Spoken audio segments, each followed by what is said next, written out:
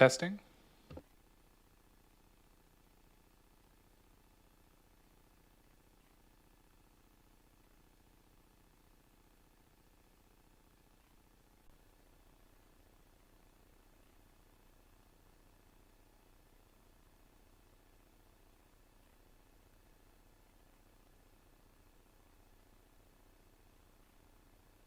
Thank you, Mr. Chair. We are live. Great, thank you. So good afternoon, everyone, and welcome to the Electoral Area Services Committee meeting of January 19th, 2022. I'd like to acknowledge that we're meeting today on the ancestral territories of the Coast Salish peoples. And we are missing one director today. Director Action is away. Our agenda looks good. We have no development applications, but several other items to consider. So with that, I'd look to the first item on the agenda. Ms. Harrison. Thank you, Mr. Chair. The first item is the approval of the agenda. Okay, moved, seconded. Any discussion? Seeing none, all in favor? Opposed? Motion carries. Next item, Ms. Harrison. Thank you, Mr. Chair. The next item is adoption of the minutes, and the recommendation before you is that the minutes of the Electoral Area Services Committee meeting of December 15th, 2021 be adopted. Thank you. Moved. Seconded. Any discussion? All in favor? Opposed? Motion carries. Thank you. And the next item, Ms. Legault, or Ms. Harrison, sorry. Thank you, Mr. Chair. The next item is public input. We have one applicant, and I'll just admit him from the lobby. Okay.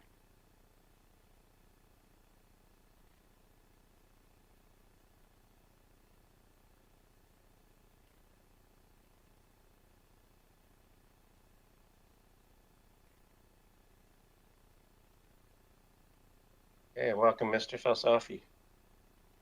Hello, thank you. Great. Okay, we can hear you fine. So thank you. If you'd like to go ahead. Just in advance, are you expecting to be longer than 3 minutes? Yes, please. If I could have 6 minutes, that would be fantastic. Okay, I'll just look to the committee. I'll nod if that's fine with everyone. Point of order, okay. Mr. Chair, we need a 2/3 vote on that. Yeah, I saw more than 2/3 nodding there, so I think we're good. Okay, Mr. Falsafi, go ahead, please. Thank you. Good afternoon, everyone. My name is Ali Falsafi. I'm a resident of 1813 Pritchard Road, Cowichan Bay. And I've been a volunteer on Area D, Cowichan Bay Advisory Planning Commission for the past 3 years. I'm also a professional engineer. I ask you to please approve item R5 in your agenda today. Flooding, stormwater issues, unstable clay banks, mudslides and landslides have been occurring and been well-known issues in Cowichan Bay area and potentially other areas in the valley. Area directors as well as staff who have been around for many years would have been aware of these issues for many years. It appears that there are no levels of government, local or provincial, who are responsible for comprehensive stormwater management and drainage in electoral areas, and yet both the CVRD and BC MOTI have been and continue to be involved in approval of development and building permits in high-risk areas. Adequate and comprehensive stormwater management is key in prevention of floods, mudslides, and landslides. On December 3rd and 4th, I sent 2 emails to directors Yanni DiNardo, Salmon, and Nicholson, 3 CVRD staff, and BC MOTI area manager, asking them to please consider and without any further delay, secure the services of a professional engineering firm with expertise in civil engineering focused on geotechnical and hydraulics specialties in order to fully understand the scope and severity of the situation. Risk management by experts is key. I am not a civil engineer and these are not my expertise. I believe public safety and property integrity may be at risk based on current knowledge and recent events, and I encourage you to refrain from approving further building and development permits until such time that you have all the information necessary in order to make educated decisions that will not cause any additional risk to public safety and property integrity in areas of concern. In mid-December, I discussed these risks with MLA Sonia Fortuno, hoping that the provincial government would be made aware of ongoing hazards and be encouraged to work with CVRD to help prevent future catastrophes. I would like to also thank staff who helped me provide access to me to be able to speak today, and thank other staff I have spoken to and emailed since early December. I should mention that another item on your agenda today is also very relevant. That item is item UB2. Item UB2 is related to outdated bylaws. For example, a current bylaw named CVRD Subdivision Bylaw number 1215 is over 30 years old. Although this bylaw is not easily found on CVRD website, I was able to Google and find a copy of it. This bylaw mentions stormwater management, but it is not detailed and appears inadequate. It is very concerning if developments have occurred over the past 30 years using bylaw number 1215. This is further justification that a comprehensive engineering study of high-risk areas, including Cowichan Bay, is needed. One needs to understand what mistakes have occurred over the years and what risks exist currently. Decisions have consequences. We are all in this unfortunate situation, but when it comes to addressing known issues, it is better late than never. Today, you have that opportunity. I will now provide you with an example, which is also how I first came to believe there is a significant problem here. The major rainstorms we had all over the province in mid-November caused mudslides, landslides, and some flooding in Cowichan Bay area. My property was not affected. However, there is a new ongoing development on Lot 3 Pritchard Road, which was approved by CVRD in your July 21 meeting. There is a public trail along this development. The trail was somewhat damaged and the culvert and ditch could not handle flows, and there was evidence of significant water flowing out of the ditch and over the road. According to staff, existing culvert was inadequate and had to be upsized. I informed staff that I believe the existing culvert needs to, I informed staff that I believe if the existing culvert needs to be upsized, they might need to consider upsizing additional downstream culverts since they're currently significantly smaller. I was informed by BC MOTI area manager that the new development site on Pritchard Road does not have permission from MOTI to send their drainage or connect to MOTI infrastructure. However, CRD staff informed me that they believe there is permission for the development to connect and flow into MOTI infrastructure. This all became very confusing, and to this day, I am not clear what is true in this regard.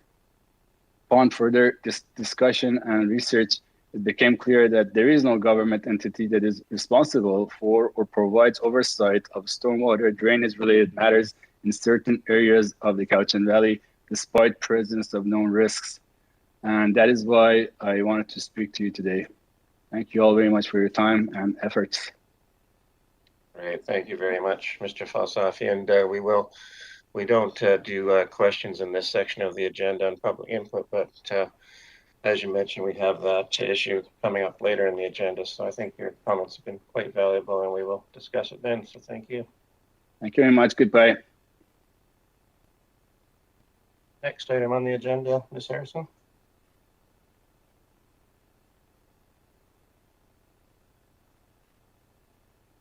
Oh, Mr. Director Wilson.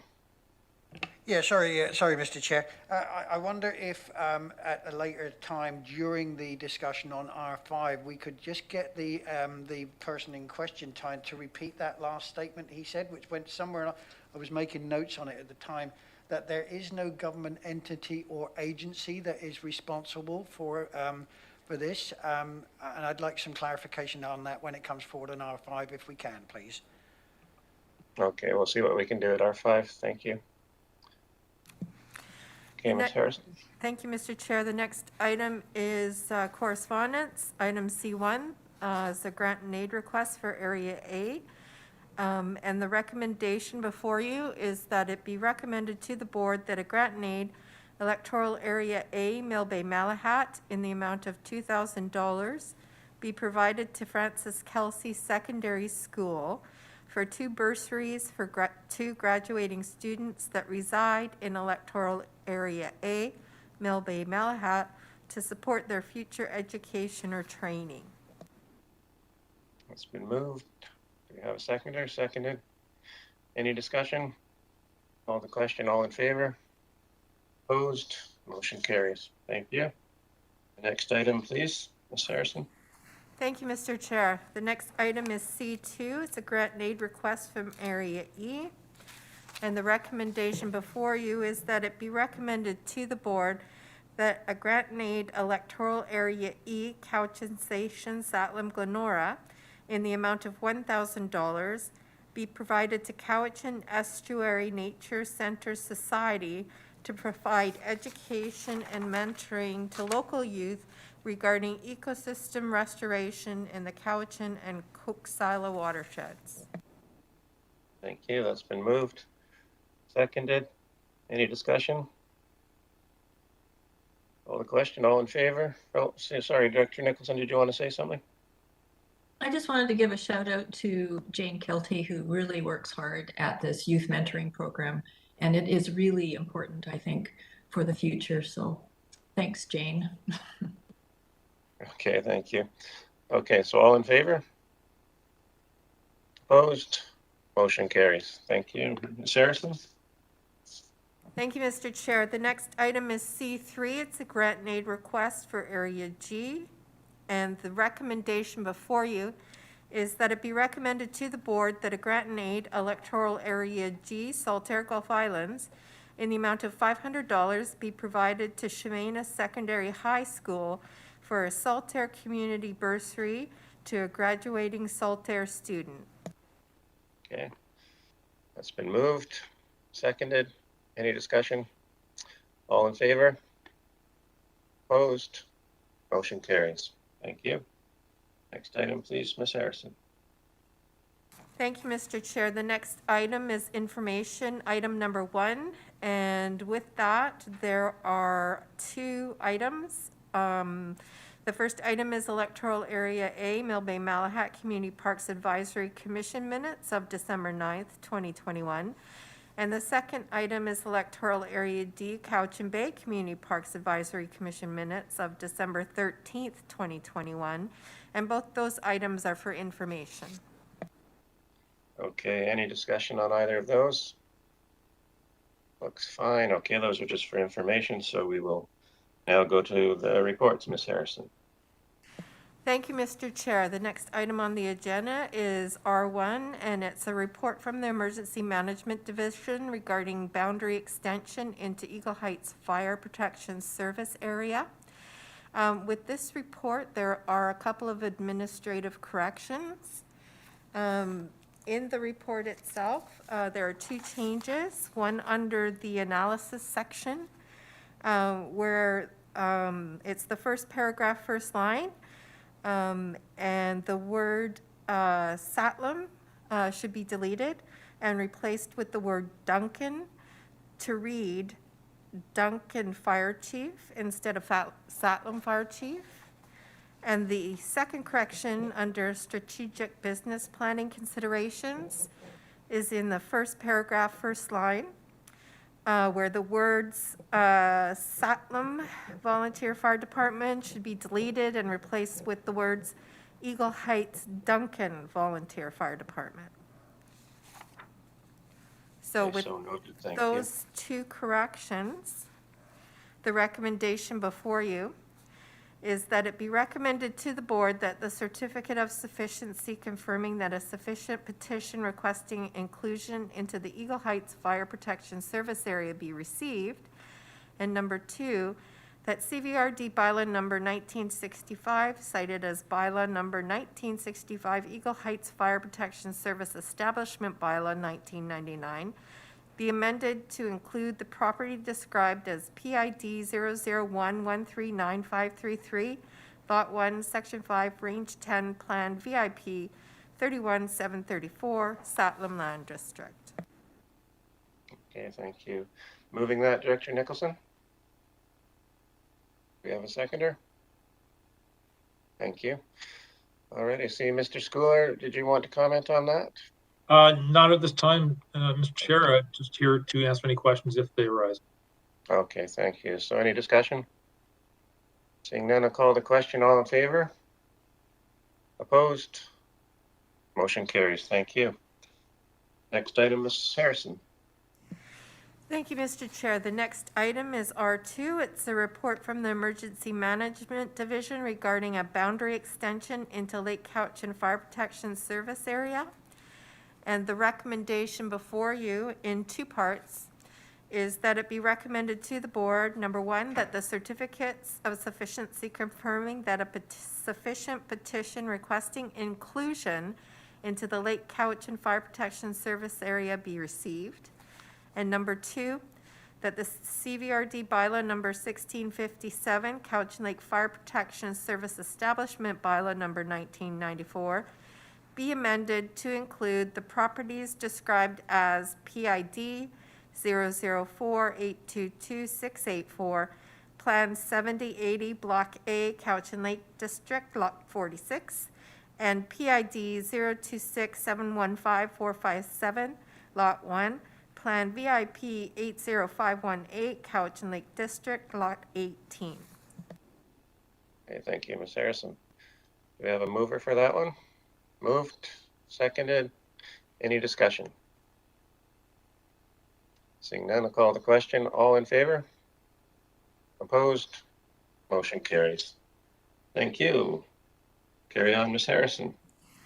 Thank you, Mr. Chair. The next item is R3. It's a report from the Emergency Management Division regarding a boundary extension into the Malahat Fire Protection Service Area. And the recommendation in two parts before you is, number one, that it be recommended to the board that the certificate of sufficiency confirming a sufficient petition requesting inclusion into the Malahat Fire Protection Service Area for the property described as PID 027609189 be received. And number two, that CVRD bylaw number 2414, Malahat Fire Protection Service Establishment bylaw 2003, be amended to include the property described as PID 027609189. Great, thank you. So do we have a mover for that? Moved, seconded. Any discussion? Director Nicholson? Yeah, this whole issue of including areas into our fire service areas, I would like to make a comment after we've dealt with this particular motion, if I could, please. All right. Any other comments before we vote? Seeing none, I'll call the question. All in favor? Opposed? Motion carries. Director Nicholson. Thank you. When I was looking at these three, I reflected on the fact that, and we talked about this, I think, last week when we were doing the budgeting. You know, when residential properties are not within a fire service area, but they're mixed in with properties that are, then they may conclude that the individual properties are willing to accept the risk of no fire protection. However, what they're actually doing is posing an added risk to the community, particularly in high wildfire risk areas. And I don't believe that's in the community interest. And therefore, I'm thinking that perhaps we should consider a regulation that requires all new development within a high risk wildfire area to be part of a fire service area. So this patchwork approach stops. And furthermore, I think we need to come up with an approach that establishes reasonable criteria for who must be brought into a fire service area who isn't at the current time, to reduce the risk to the whole community. So I'm wondering if staff have any thoughts or suggestions on that idea or those ideas. Okay. Which staffer would like to take that? See, Mr. Elzing has popped up. Okay. Thank you, Mr. Chair. Maybe I'll start on that through to Director Nicholson. So the Emergency Management Division met today, and this was one of the agenda items that we discussed. So we're going to need to talk about funding. We're going to need to talk about capacity. And so it would be my recommendation that staff consider and bring something back to the committee on the capability of emergency management to handle fire service analysis at this time. I'd turn to Mr. Schooler if you'd like to add anything. Mr. Schooler? Thank you, Mr. Chair, Mr. Elzinga. I would have to concur. I think we need to pull some study into what this will look like. To Director Nicholson's comment about all new developments, that's a fantastic idea. My question would be, what about existing property owners? There are literally hundreds, if not thousands, that fall outside of the fire protection zones. And staff will continue to deal with these one-of petitions going forward. Okay, thank you. Director Wilson. Yeah, thank you, Mr. Chair. This is an interesting discussion, and I kind of wish it had been brought up within there, because I'm not sure if we're discussing something here. My big problem here is, and I completely agree with what Director Nicholson is saying here, is do we have the expertise and do we have the capacity to undertake what is being asked for here? Surely this should come under the first responders who are responsible for our areas. We're constantly being told we haven't got the staff, we haven't got the capacity, and now we're going to pile something more onto them, which is not part of our core responsibilities. This is going to lead to more cost. It's going to lead to more onto the shoulders of the staff that we are told we don't have enough of. So much as I laud this initiative, I cannot see that it's part of what we are supposed to be doing. We should be looking at other things. If the staff feel they can manage this without extra cost and without extra time, then by all means go ahead. But to be quite honest, I don't think this is part of our core responsibilities at all. Okay, thank you. Director Nicholson. Well, we have a number of fire departments that we look after. For example, the Satlam Fire Department, Volunteer Fire Department. And what is happening right now, Director Wilson, is we're creating a patchwork of properties that are included and not included in our fire service areas, which increases the wildfire risk for everyone. So it also increases the administrative load on our staff when people request to be included, because every time there's a request to actually join the fire service area, there's a long process that they have to go through that takes quite a lot of staff time to manage. So I am thinking what I would really like to see is how we can put a stop to creating this patchwork and bring people in that really are causing a greater risk, and potentially making it more problematic for us to provide fire services. Okay, thank you. I see Director Coon.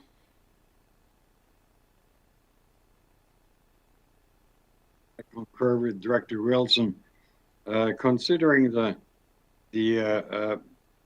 humongous staff turnover we've had to deal with at the CBRD, and the many other tasks facing us, I think at this stage we should leave sleeping dogs sleep there. I mean, we can't cover every little problem that comes our way, and I just wouldn't be in favor of either a staff report or even looking at this. Thank you. Thank you, Director Yanni DiNardo. Oh, sorry, Mr. Elzinga, would you like to respond to that? I'd suggest you let Director Yanni DiNardo go, and then I'd like a comment, Mr. Chair, if that's possible. Go ahead, Director Yanni DiNardo. Thank you, Mr. Chair. Through you, I'm just going to ask staff, are we in a regional district, or do we have the ability to deny an application because they're not in a fire service? Mr. Elzinga? So through to the director, I do not specifically know the answer to that. So I hesitate to speculate on that one. So I would have to come back with a confirmed answer. I see Ms. Gerald has popped on the screen, so she may be able to answer the question. Ms. Gerald. Thank you, Mr. Chair. So it really depends on the type of application. that is being made. So if it's a discretionary application, like a rezoning application, the board is fully within its authority to deny that application because it's not part of a service area and because the owner doesn't want to be part of a service area. So compelling owners to become part of a service area is, it may be challenging. As Mr. Elzinga suggested, staff would, if the committee wants to go down this road, bring back a report that would outline the legislative options for compelling people to become part of a service area, whether that's through referendum, AAP, et cetera. But I would leave it at that. Okay, thank you. I see Director Morrison. Yeah, thank you, Mr. Chair. And you know, this is a very complex issue because it's, we are not mandated to provide a service like we are with solid waste or with emergency planning. So it becomes challenging on that and many other different levels. Our opportunity for ones like these are when we've done the ones that, when we consider the ones that we've just done. I personally look at what was asked of the ones in the Lake Cowichan area, and I have personal knowledge that the Lake Cowichan Fire Department has put out extra effort and energy to ensure that they've got adequate coverage. They've done extra training, that they specifically went into the extra work that was required to ensure that they could provide a fulsome service to people that wanted to apply to be included in the service area. I don't know if that's a universal approach that's taken across the region, but I'm far more inclined, given the time we're at in this part of the term, that this be something that be put on the agenda of a new board in what, 10 months, 11 months, so that they can look at whether or not this is something that they would want to take on. We're barely going to get information back before the end of this term as to what steps we might be able to take. So I would have to give this one a pass as well. Mr. Elzinga.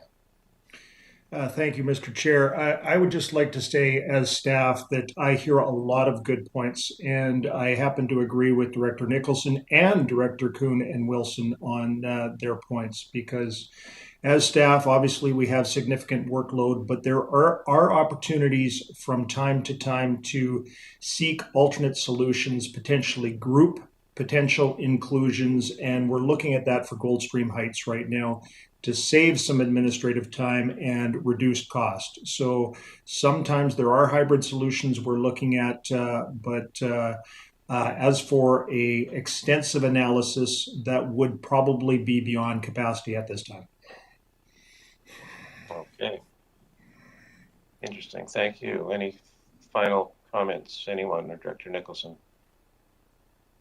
No? Okay. Well, good discussion. I think that's to be looked at again in future then. And thank you, everyone. So we'll move then to the next item. Ms. Legault. Thank you, Mr. Chair. The next item is R4. It's a report from the Community Planning Division regarding flood management bylaw number 4348, Shawnigan Lake Flood Management Bylaw 4358, and Cowichan River Bottom and Flood Management Bylaw number 4381, Cowichan Coxsila. There is a 4-point recommendation, and I understand that Ms. Breen also will have a presentation. So did you want me to read the recommendation before you or hold off until after the presentation? Maybe we'll wait until after the presentation. Thank you, Mr. Chair. Thank you. Good afternoon, directors, and through the chair. There are, this afternoon, we are going to present 3 bylaws, flood management bylaws, 4348 Shawnigan, 4358 River Bottom, and 4381 Coxsila. The bylaws that we're presenting are based on technical reports that have been presented to regional services over the last few years. The reports have been accepted by the board, and staff have been directed to develop these flood management bylaws. We're going to start today with Kate Miller, who is going to provide some of the context and the services that environmental services is providing in this regard. And then myself and Andrea from GIS will present the maps for the bylaws. Great, thank you. So Ms. Miller, are you there? I am. Thank you, Mr. Chair. And I want to thank the Land Use Planning Services for the work they've done to date on putting together the proposed bylaws. I was asked to provide a little bit of background in terms of how we got here and some of the rationale for the work. And so I thought I would just spend a few minutes doing that and hand it back over to Ms. Breen. So the board a number of years ago, as part of the climate adaptation strategy, as well as in response to some provincial downloading that happened around 2004, approved the disaster risk reduction strategy that we've been working under. And I also acknowledge that the public safety group is going to be reopening this and expanding it somewhat in their work plans going into the future. However, it really starts from a structured process, which is to understand the risk and then be able to put together the appropriate governance to be able to manage that risk or mitigate where at all possible, and then to strategically invest in risk reduction mechanisms, and that includes both hard and soft measures. So dikes, but also changes to policy and changes to community messaging around risk reduction and the responsibility of the individual. And then lastly, to be able to address in a very strategic and functional way how we respond to emergencies, and to consistently go back and to enhance those plans going forward. And so with that, we also have the board approved life loss risk reduction policy that really is sitting underneath this, as well as some of the tools that the board approved in terms of the standardized templates and requirements for geotechnical specialists or engineers who are writing safe for the use intended documents. Next slide, Orly. So what's the role of environmental services in all of this? And it's really changed over the years as this organizational group has grown over time. So to this point, we identify natural hazards as we become aware of them impacting the region in order to provide technical reports to both land use services, but also our regional partners, municipalities, First Nations. And work with others in a collaborative framework, not just for land use planning, but also engineering and watershed management. The other key issue is that in 2004, the province effectively downloaded the responsibility for floodplain management, as well as the maintenance of the key information documents onto local governments. What they failed to do is also download the regulatory tools to do that effectively. And so as a regional district, we're stuck with a sort of an orphan responsibility that didn't have a house. And the logical place for that at the time was the Environmental Initiatives Group, who has been, unfortunately doesn't have the capacity or the dollars. Floodplain mapping is extremely expensive, requires a lot of background information, but we've been, I think, well positioned to take advantage of both provincial and federal grant funding to do that. So when we look at it and we say, well, flooding affects our region in a couple of main types, and one of them relates to Mr. Falsafi's comment earlier this evening, but related to lakes and high velocity rivers. They're very different in terms of the mechanics, as well as coastal zones. And something that's emerging quickly is landslip and torrent flows. The last piece is we do have a bit of a mechanism with regards to stormwater management. And so while it's the responsibility obliquely for local governments in terms of land use planning and the provision of utilities, there is a mechanism in the legislation for stormwater management to be undertaken as a functional component of liquid waste management plans. To do that macro level stormwater management, the identification of targets, particularly goals, and then to do that master work prior to considering whether or not we want to have a specific function in terms of infrastructure. And so I think I've touched on the point is we have few resources to address flooding, but has really relied on partnerships with our federal and provincial levels of government. We do have one flood-related function for the region, and that is focused on the Cowichan watershed only. And it's focused largely on funding and the protection of the diking infrastructure and the coordination of those activities with the City of Duncan, North Cowichan, and Cowichan tribes. So as technology advances, we've got this sort of transition between very old school flood mapping that you would go out with a surveyor and chain it out to actually developing high resolution, three-dimensional models in a digital environment. So all of the maps that we have built to date are built in that high resolution environment and are functional tools that currently meet provincial and federal requirements and guidelines. So apologies for the typo there. Next slide. So the updated flood mapping that we have across the region is Lake Cowichan, and there's been a lot of conversation over the years about whether or not the Lake Cowichan flood boundary and designated elevation is actually too high. And so we went back in with our consultants, had a look at it, and the assessment at this point in time is that that elevation is correct and should be drawn upon for land use planning purposes, given the current federal and provincial standards. Shawnigan Lake was a very dated map, which was exceptionally difficult to even read on the paper, older paper copies that we had, so that it's recently been updated.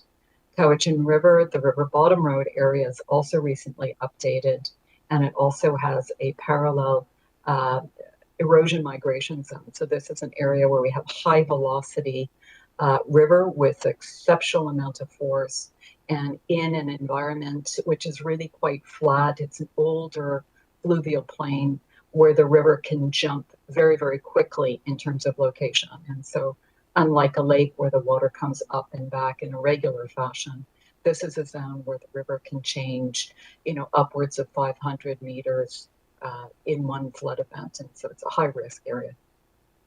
The coastal zone, we've done floodplain mapping or flood mapping within the sea level rise coastal zone based on 3 scenarios based on projected sea level rise within our horizon period for both sensitivity analysis, land use planning, but also long-term infrastructure planning in this zone where you really need to be thinking out quite a ways into the future. We want to make sure that we are not investing in infrastructure that's going to be affected, and we also want to make sure that our assets are as much flood-proofed as possible within that zone. The Chemainus River, we're currently in process of updating the flood maps for the Chemainus River in partnership with Halalt, Penelakut, and the municipality of North Cowichan. We'll also be updating or developing a integrated flood management plan for that area. So one is the flood map, which is interesting enough, but the real question is, what do you do with that flood map and how do you develop long-term strategies to reduce the impacts on the community? And then lastly, the Busy Place Creek area where we did special stormwater planning, base plan development to assist City of Duncan, CBRD, and Cowichan tribes in how to redevelop that area based on some of the challenges that we're seeing with stormwater management. So these maps are all built based on sort of a regional approach to watershed and watershed dynamics. and really across jurisdictions. So while you'll see the bylaws put forward have attached maps, those maps are just a piece of the larger complex for the floodplains themselves. So thank you, Corley. Next one. So just a quick picture of the region and the areas where we have floodplain mapping. I've also included the UBO torrent flow issue. And so again, it's an issue of a lot of water. What's the impact of that water with regards to slip stability? You'll see the blue area in the north. That is the area where we're looking at the Chemainus River floodplain and the impacts within the estuary and the coastal zone in that particular region as well. Next one. So there you go, Curly. So hopefully that gives you that little bit of a background in terms of where we are at a regional level, and some of the considerations are in terms of ongoing flood management programs within the CBRD. Thanks, Kate. So now we'll turn to the bylaws themselves. The authority, the Local Government Act under Section 524 gives authority to local governments to enact flood hazard management bylaws. And the bylaws are intended to establish a minimum flood construction level, an elevation for habitable areas of buildings above the expected flood level of the relevant watercourse, and a minimum setback from the watercourse. The regulations apply not only to dwellings, but to all buildings that contain property that is damageable by floodwaters. The benefits of having the flood hazard management bylaws is that it provides more certainty for the public and building officials.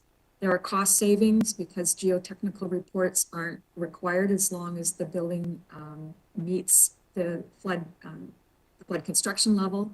And it also enhances the protection of property.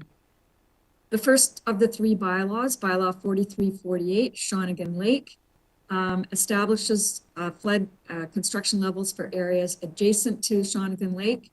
This is based on the report that was presented to Regional Services and accepted by the board, Northwest Hydraulic Consultant Limited 2020 report entitled Shawnigan Lake Flood Preparedness Monitoring Project Final Report. And now Andrea is going to explain the Bylaw 4348 floodplain maps that are attached to the bylaw. Great, thank you, and welcome, Ms. Cross. Thank you, Mr. Chair.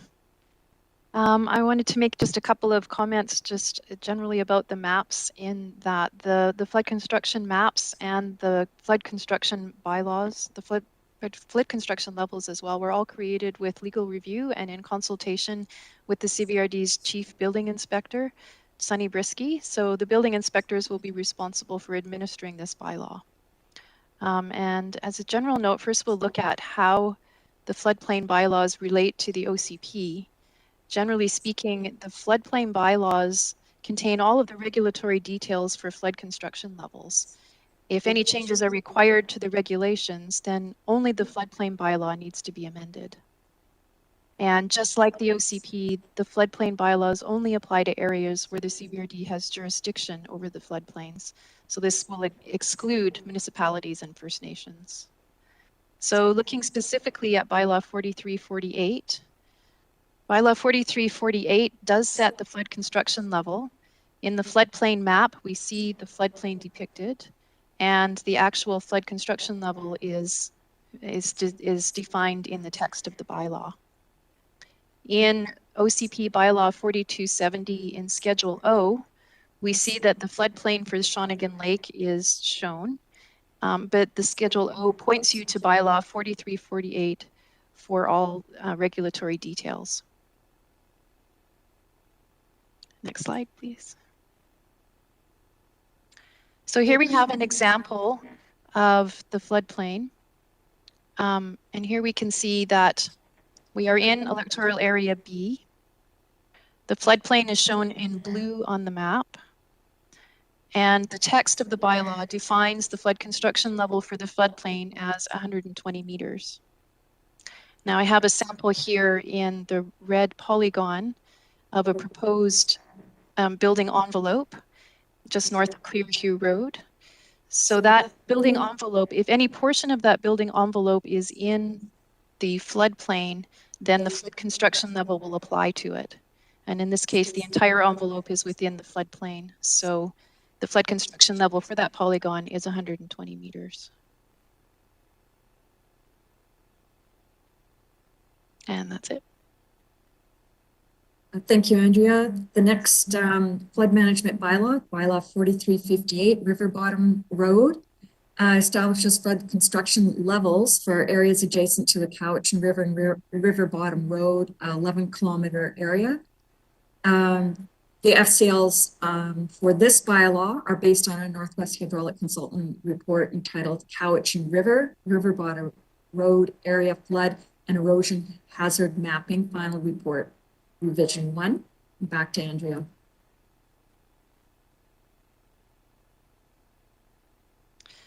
Thank you. So the same situation applies with bylaw 4358, where 4358 sets the flood construction levels. And in this bylaw, we can see that the floodplain is shown in blue on the maps, and the flood construction levels are defined by the black ISO lines. In bylaw, the OCP bylaw 4270 in Schedule O, the designated floodplain, as shown in bylaw 4358, appears in the schedule, but not the detail. All the regulatory detail, it points you back to bylaw 4358. So you'll notice that the black ISO lines don't appear in the OCP bylaw in Schedule O. And just like before we leave this map, if we go back, sorry. Just like the OCP, the floodplain bylaws only apply to areas where the CBRD has jurisdiction to regulate the floodplains and the flood construction levels. So notice that there is a gap in the floodplain where the floodplain is located on Cowichan Tribes First Nation because the CBRD doesn't have jurisdiction over that area. Now, next slide, please.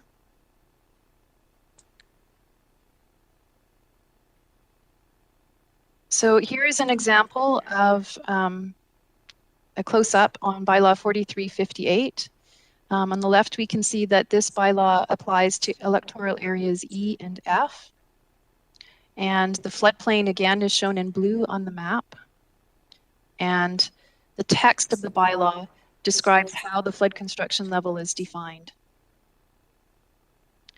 And the text actually says that the flood construction level is determined by where a building envelope lies in relation to the black ISO lines.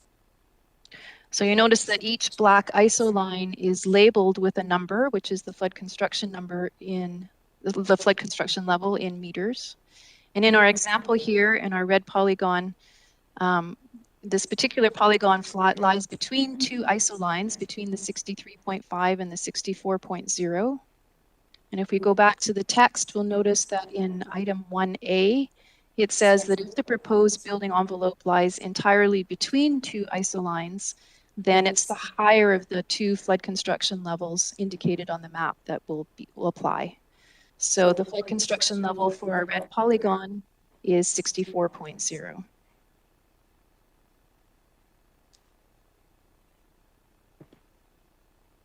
Thank you, Andrea. And the last flood management bylaw for today is bylaw 4381, Cowichan and Coxsala Rivers, area D and E, establishes flood construction levels for the Cowichan and Coxsala Rivers.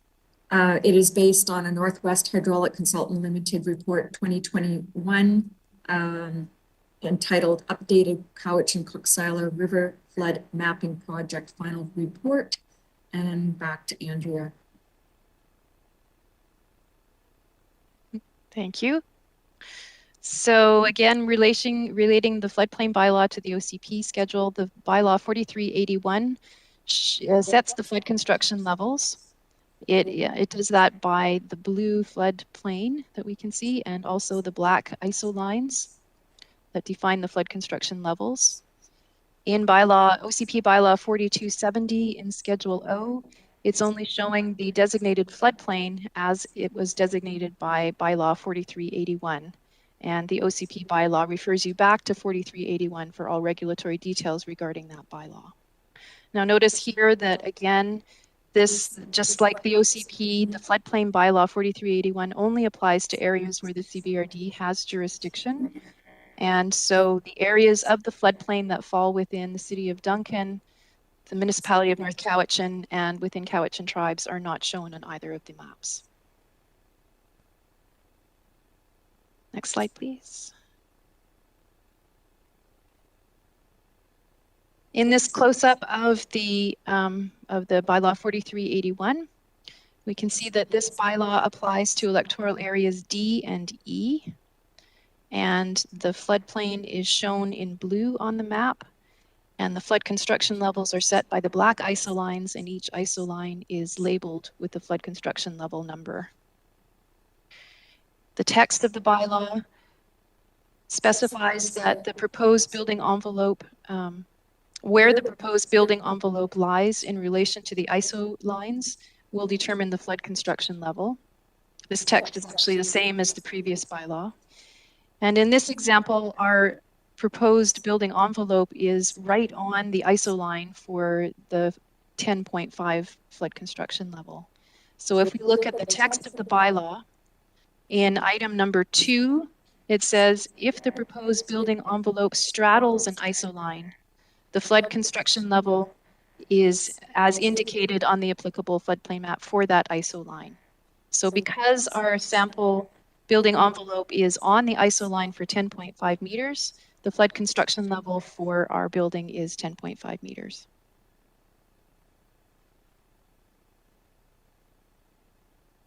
Thank you, Andrea.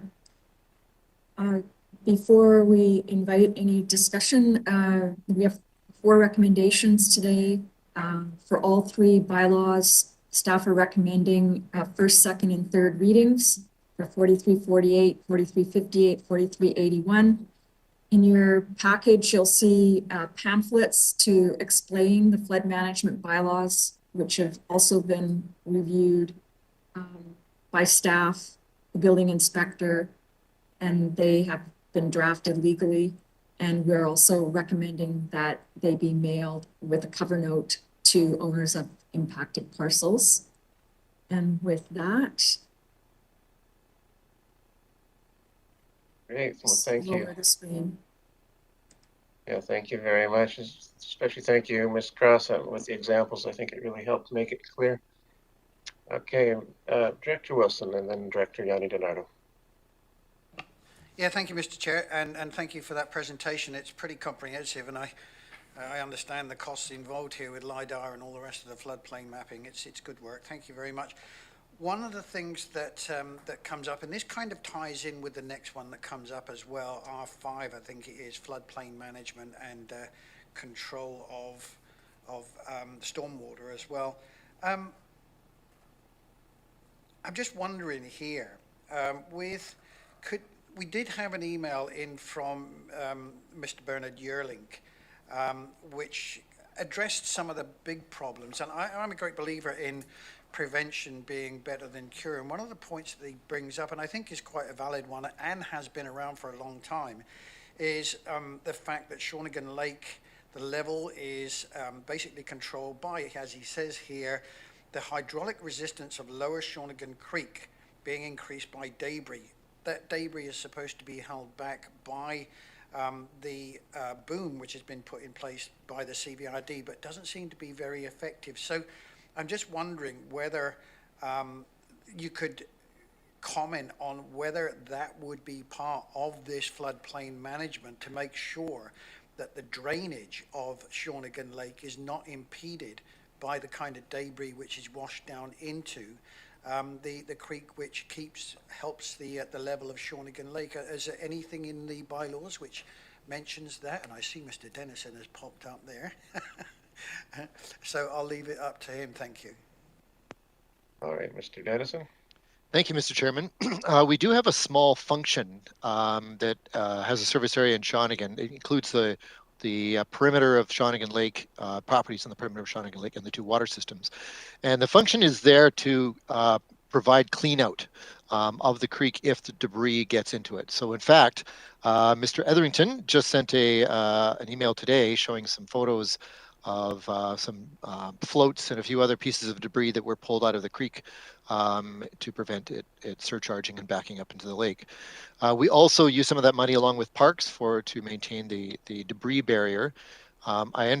We've heard a lot from people in the area. They'd like to see. They believe that debris gets under that, or, obstacles and different things get under that barrier. And we have had a staffer look at that in the past, and we understand more capacity. Our able temporary GM, Mr. Boyson, is getting some staff for us in the next little while. So one of the things we hope to have some staff do is look at that question a little further and see whether, there's tricky issues. We understand that there may be liability issues to the logs because children can get hurt if they crawl up on a log and they fall off and they bump their head or whatever. There can be a liability concern that way.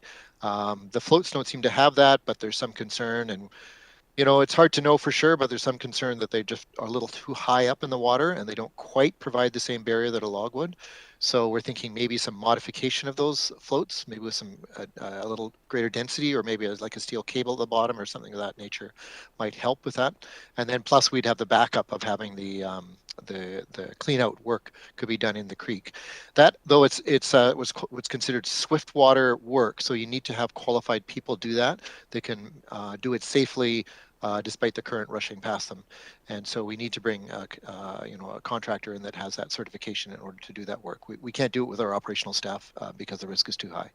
So there's quite a bit of complexity to the issue, but we are trying to manage it now and look for improvements down the road.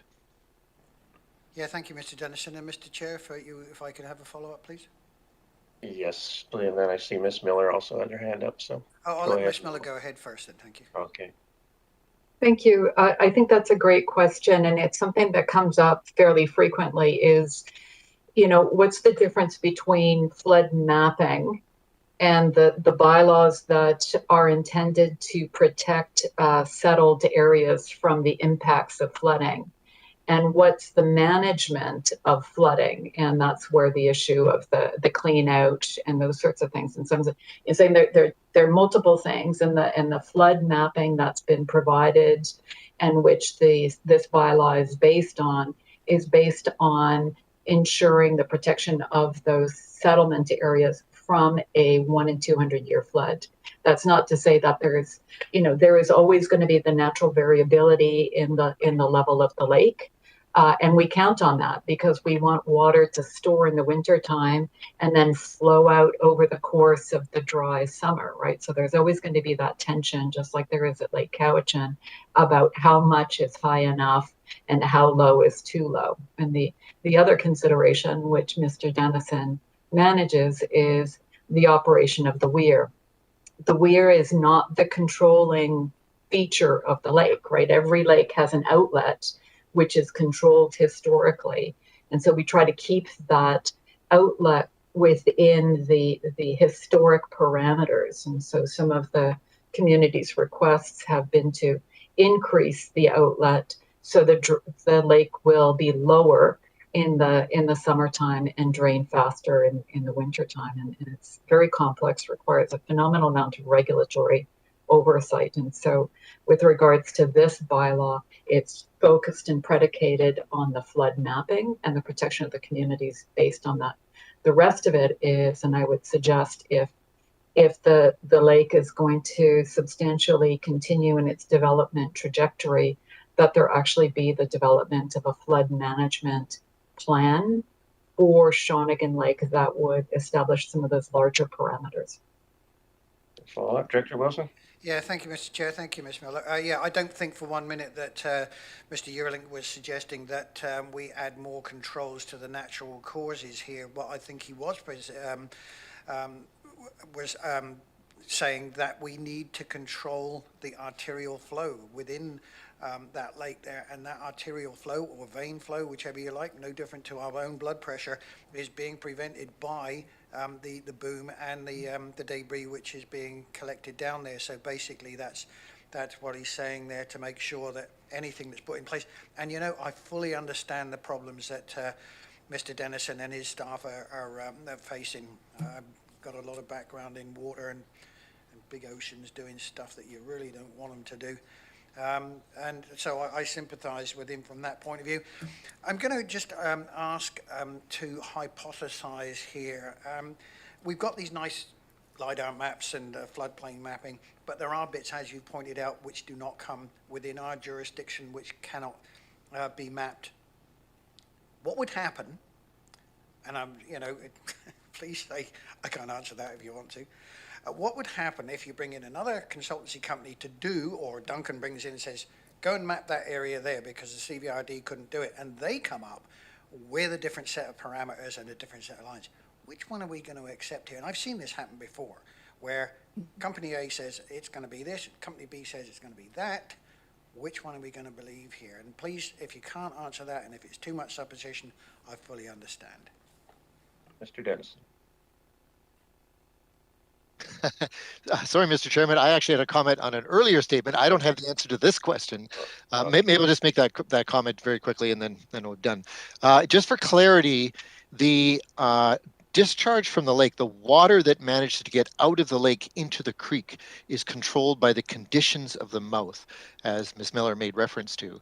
It is not downstream unless there is so much debris and other blockages that you can imagine the creek backing up, right? If it backed up all the way through to the lake, then you would have control due to the stream flow in the lake being constricted by blockages or whatever. So long as it's getting into that creek, you know, into the cross section of the creek and flowing down in what we call open channel flow, then the debris is not causing the lake to back up any further. Right, so it's a hydrology is a little bit of a tricky thing to sometimes visualize, but it's those entrance conditions into the creek mouth that's a critical thing. So if you had debris there, for example, if there was something blocking that could very well influence flood levels for sure.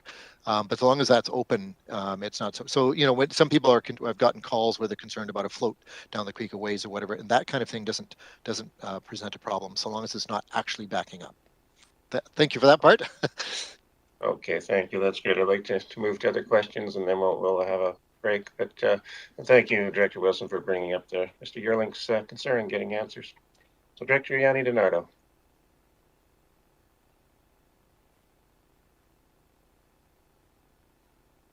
Oh, I can't hear you. Thank you. Sorry, Mr. Chair. I've got to like pound on it to get my mute off. Thank you very much. Through you to, I think, Ms. Miller. I'm not sure if any other staff. So if I'm understanding this correctly, the flood mapping, the province downloaded to us in 2004 to the local government, but didn't give us any regulatory responsibility. I just wanted to understand. So the province gave us one part, but then didn't give us the tools. And you had talked about liquid waste and drainage. I'm trying to understand all of this as well. Maybe you can elaborate on that because I'm confused. Great question, and a question that I had before I came to the CVRD and came to understand the complexities of regional districts and functions. And so the province downloaded a responsibility to us, but they did not mandate us to have a function to actually carry through on those responsibilities. So that would have meant for the regional district that they, in order to follow through on those responsibilities, they would have had to develop a function to undertake that work. Thank you. So that's the challenge there. The other tool that they give us with response to stormwater management is within the regulations, or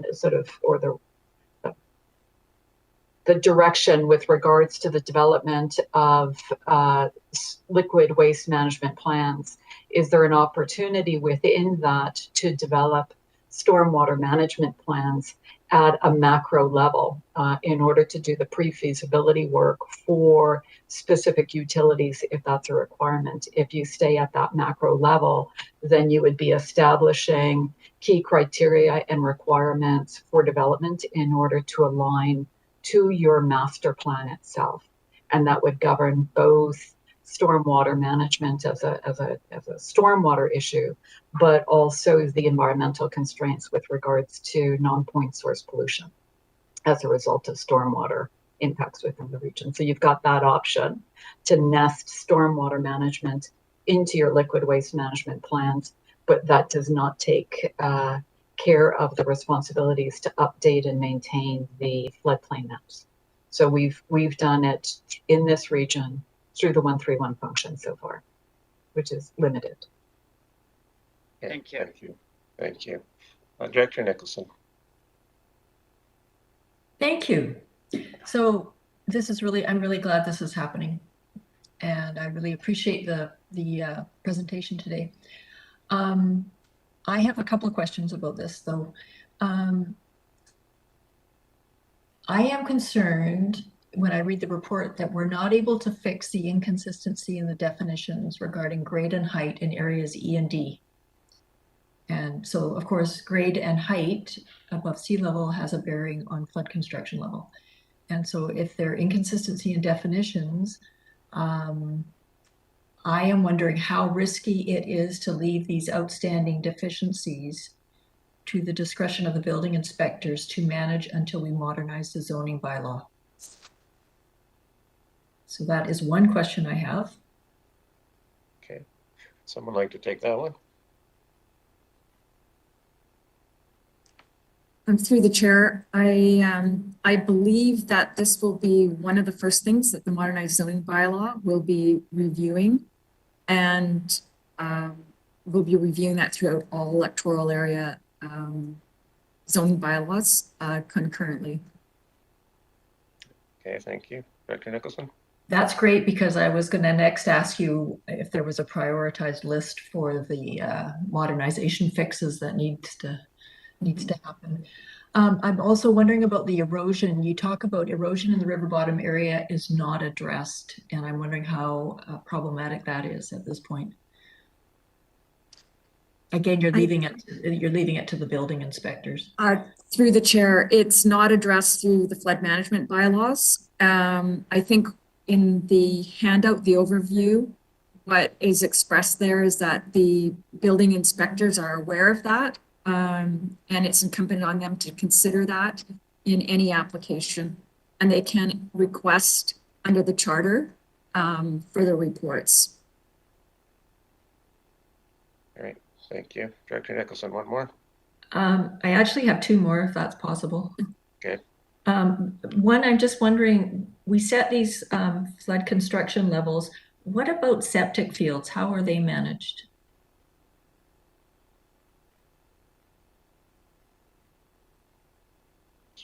Okay, I see Mr. Dennison.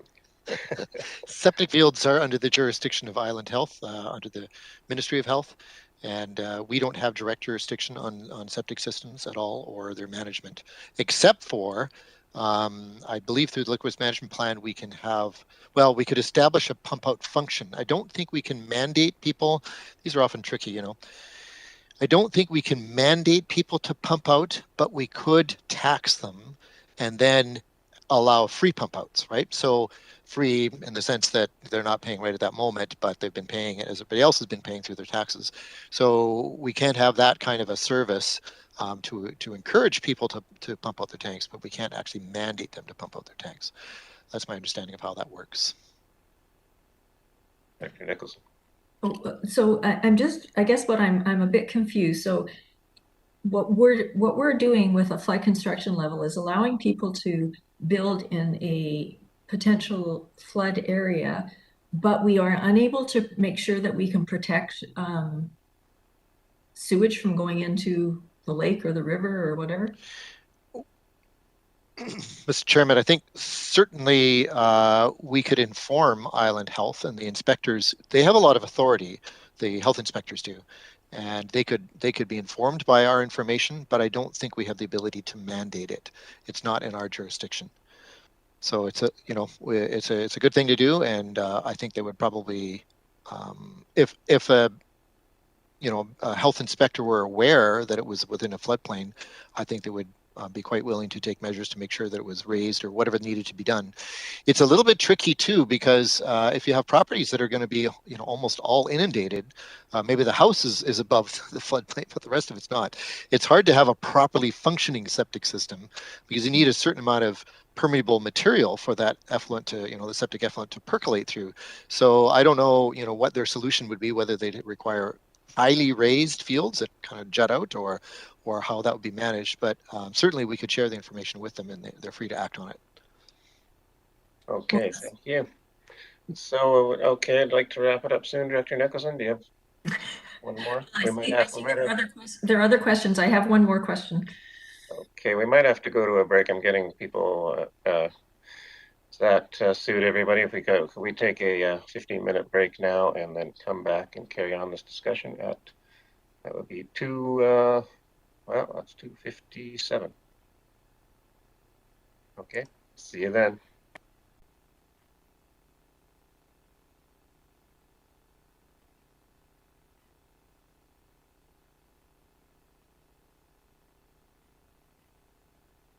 Thank you, Mr. Chair. We are live.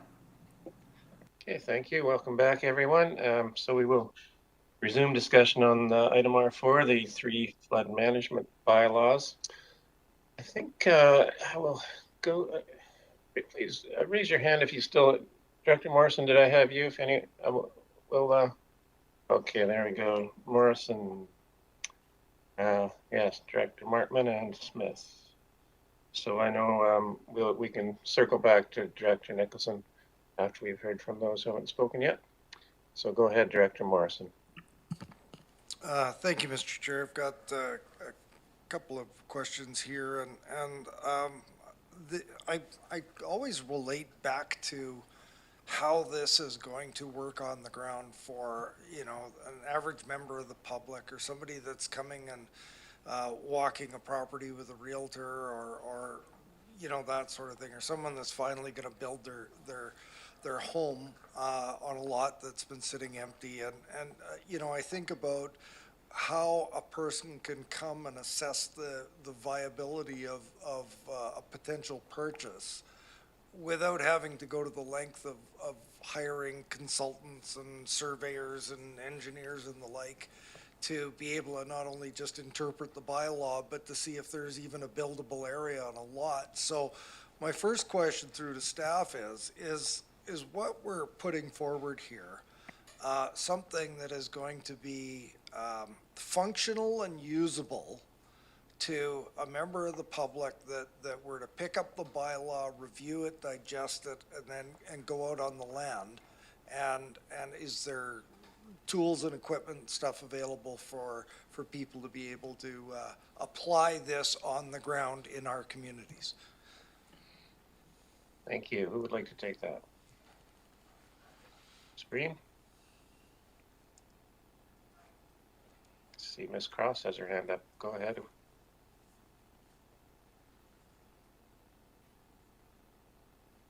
So the mapping is available as part of the bylaw, which could be used for on-the-ground consulting. Whether the maps are available on our website, they certainly could be made available there for the public to access. Okay, do you want to add to that, Ms. Miller? If I may, thank you. The full maps are available to the public on the website as they stand right now, not just as part of the bylaw going forward, but we also make the underlying data available to the public if they have the expertise and the technical ability to interact with it. That gives them a very high resolution picture. For some of the areas, and I'll allude to Lake Cowichan here, where we're developing interactive tools for the Weir project. We do have a tool that allows the property owners to look at all of their properties around the lake, and we have dynamic cross sections where the property owners can look at the extent of the flood boundary, both in plan form but also as a cross section. And I think that's a tool that's been really well received by the public to date in terms of their ability to kind of understand the impact of the flood zones. Morrison? Thank you. I think I'll follow up off a little further offline, but my second question is around the information brochure that has been put together, and you know, I when I read it, I view it as it's an excellent information brochure. But I worked in the printing industry in a previous lifetime, and I'm not sure that this would make it past the first paragraph for most people reading it. This is, yes, it's very technical, and it's informing people of some pretty important material, but I'm a little concerned about the applicability of people, you know, receiving this in the mail and reading it from start to finish. So I'm wondering, is there any thought given to formatting this to be in a little bit more user-friendly format as opposed to the amount of text that I see on the brochure? And this is one of those examples where I don't think it's done justice on a tiny computer screen, and would be something I'd like to see a hard copy of before we start going to a distribution of this. Thank you. Through the chair, the intention is to have a cover, like one-page summary that would accompany it. So that would be easily digestible, and then have the technical piece accompany it. Okay, thank you. All right, I think I saw Mr. Grant's hand up a minute ago too. Yeah, if I could just maybe add a little bit of background to Director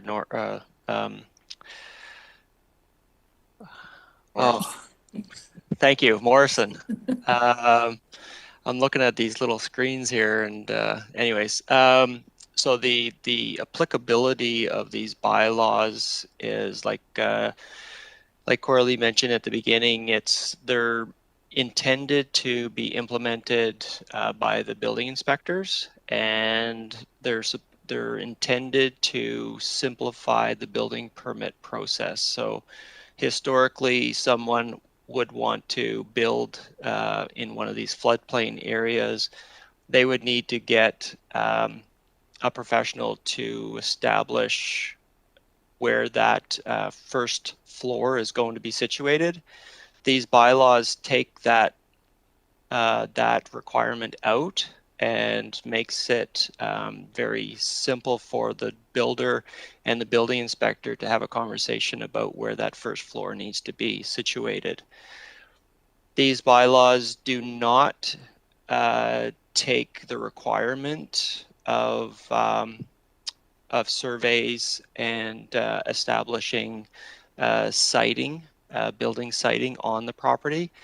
They're just meant to create clarity for the builders as to where that first floor needs to be built. So the building inspectors will continue to do their due diligence and ask for site plans and drawings and everything else that goes along with the building permit process. These bylaws are just to simplify the definition of the flood construction level. Great, that helps, thank you. Okay, so I have Directors Martman, Smith, and Nicholson. Director Martman. Thank you, Chair, and through the staff. Thank you for all this work. It's amazing, actually, and I think information is power and knowledge is power. But I like to put a farmer's lens on this, so maybe you can put that set of glasses on.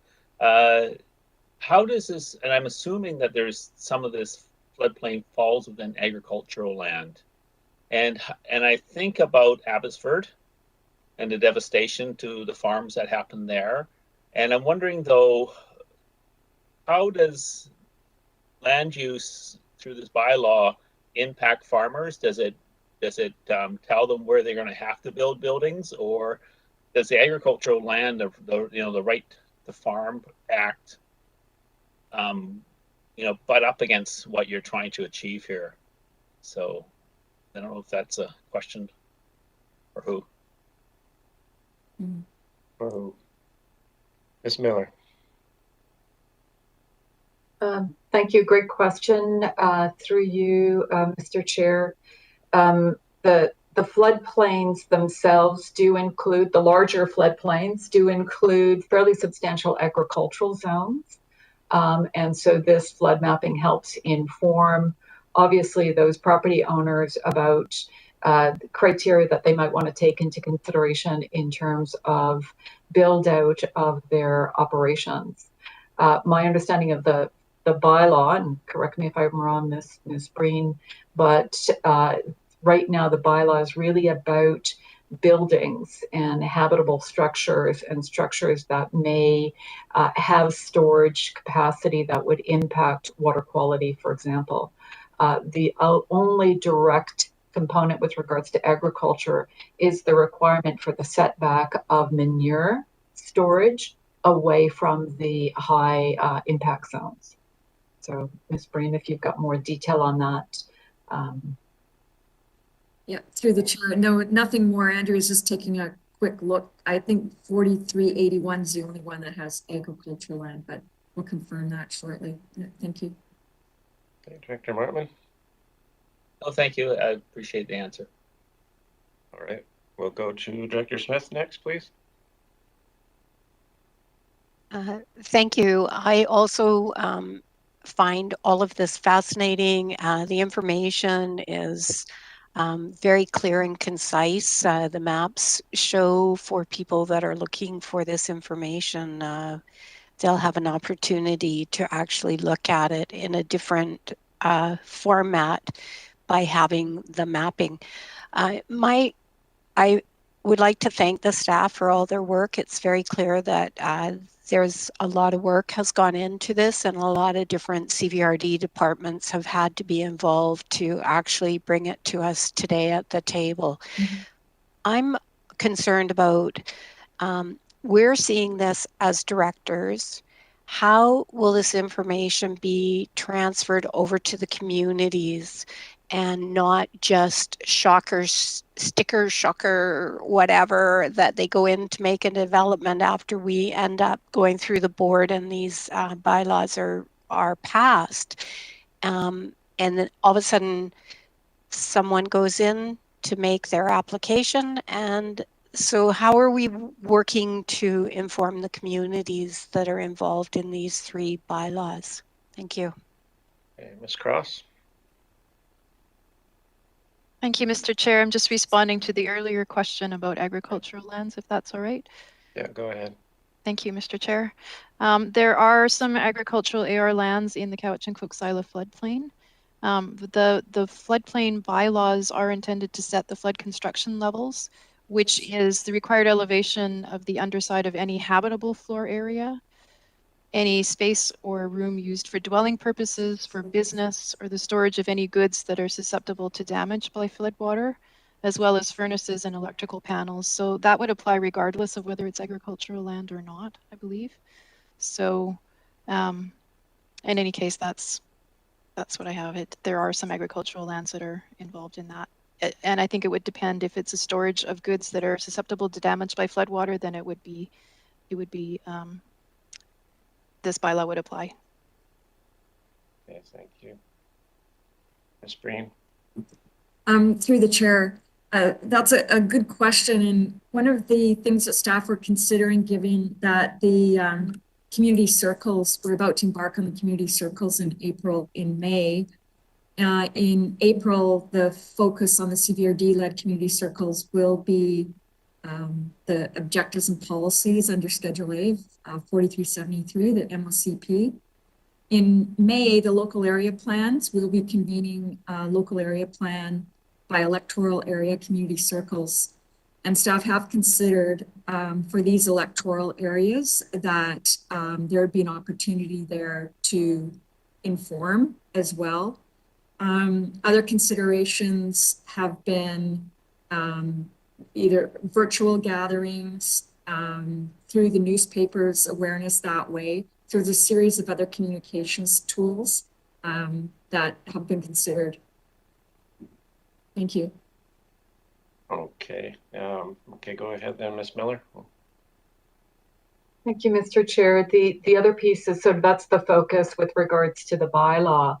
But we continue through our group and hopefully enhanced partnership with the public safety group is to really have larger conversations at a community level about hazards, and there's a whole range of hazards. And so I'm just actually meeting later on this week with the new staffing in public safety to talk about collaborative messages about both fire and flooding. And that's not about a regulatory framework, but it's really around the animation of the discussion and awareness building at the community level with regards to the established flood areas, but also outside of those established areas, the concerns with regards to flooding generally. Okay, thank you. So is that, Director Smith, you're fine? Okay, great. So if I didn't miss anyone, I just have Director Nicholson, hopefully to close on this item. Director Nicholson. Thanks, I'll be quick. Should I make a motion that staff provide this information to Island Health, or can I just expect that will happen? Because I think it's very important. Yeah, we'll do that. Okay. Yes, yeah, through the chair, yes, we will do that. Thank you. My question is, can we expect something along these lines for flood construction level for sea level for properties along the coastline soon? Okay, who would like to take that one? Maybe I'll start it off.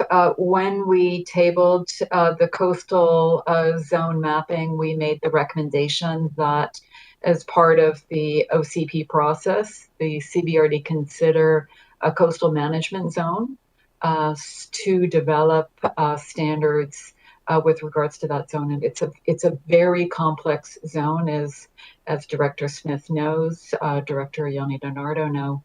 And it's not just about water and flooding, but also all of the other considerations regards to it. So I think that motion that was put forward to the board and the board approved at the time, I believe still stands and as far as I know, is being taken into consideration. The work that Ms. Breen is doing, it's certainly been taken into consideration in North Cowichan and the town of Lake Cowichan. Sorry, Ladysmith. Okay, thank you. Director Nicholson, that answers your question? Oh, okay, great, thank you. So maybe Ms. Harrison, should we read the recommendation once more so we're all clear? Thank you, Mr. Chair. Recommendation before you is in 4 parts. Laurie has her hand up, Fairblade. Director Yanni, did you want to say something before we? I was going to move the recommendation. That's all. Okay, that's all. We'll have Ms. Harrison read it then. Go ahead, please, Ms. Harrison. Thank you, Mr. Chair. The recommendation before you in 4 parts is that it be recommended to the board, number 1, that CVRD Bylaw number 4348, Shawnigan Lake Flood Management Bylaw 2022, be forwarded to the board for consideration of first, second, and third reading. Number 2, that CVRD Bylaw number 4358, Cowichan River Bottom Road Area Flood Management Bylaw 2022, be forwarded to the board for consideration of first, second, and third reading.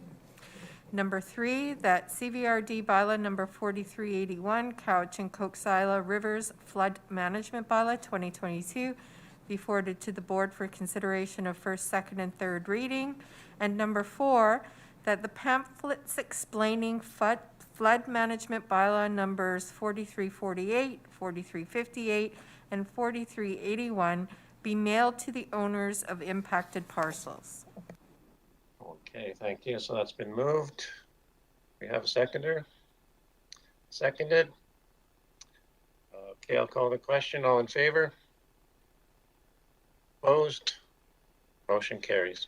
Thank you, everyone, and thank you all the staff for all your help. So, Ms. Harrison, we'll go to the next item, please.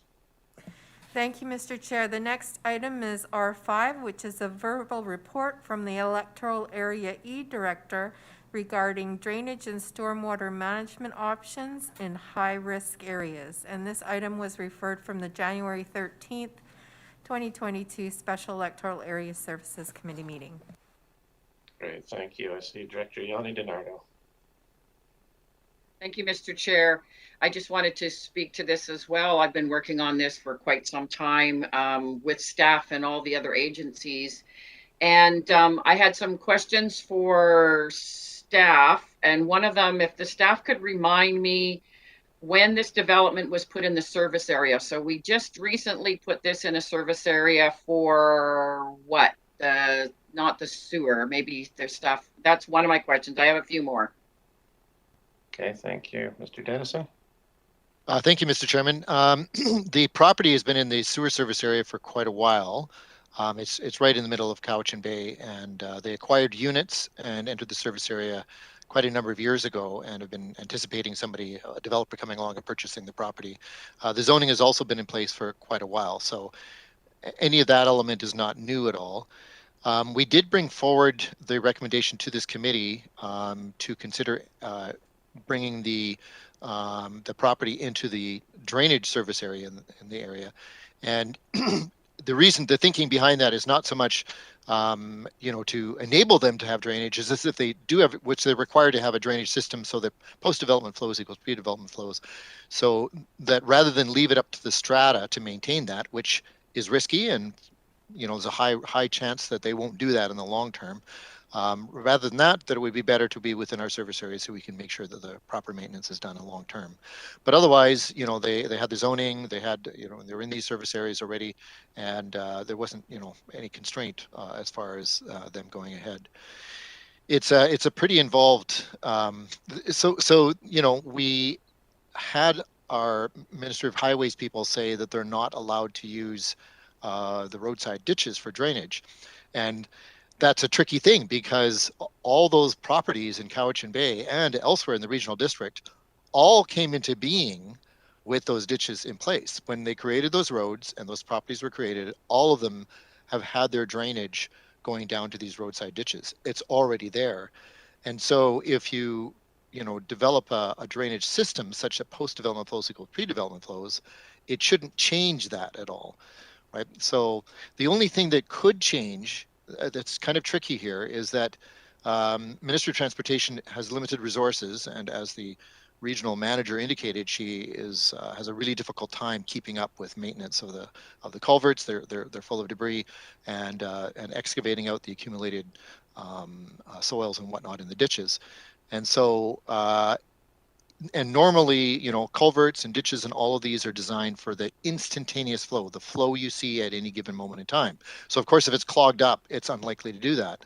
And then particularly, this is where it gets a little trickier, is that even though that property was there already draining into that ditch, and post-development flows equals pre-development flows for the instantaneous flow, not the total flow.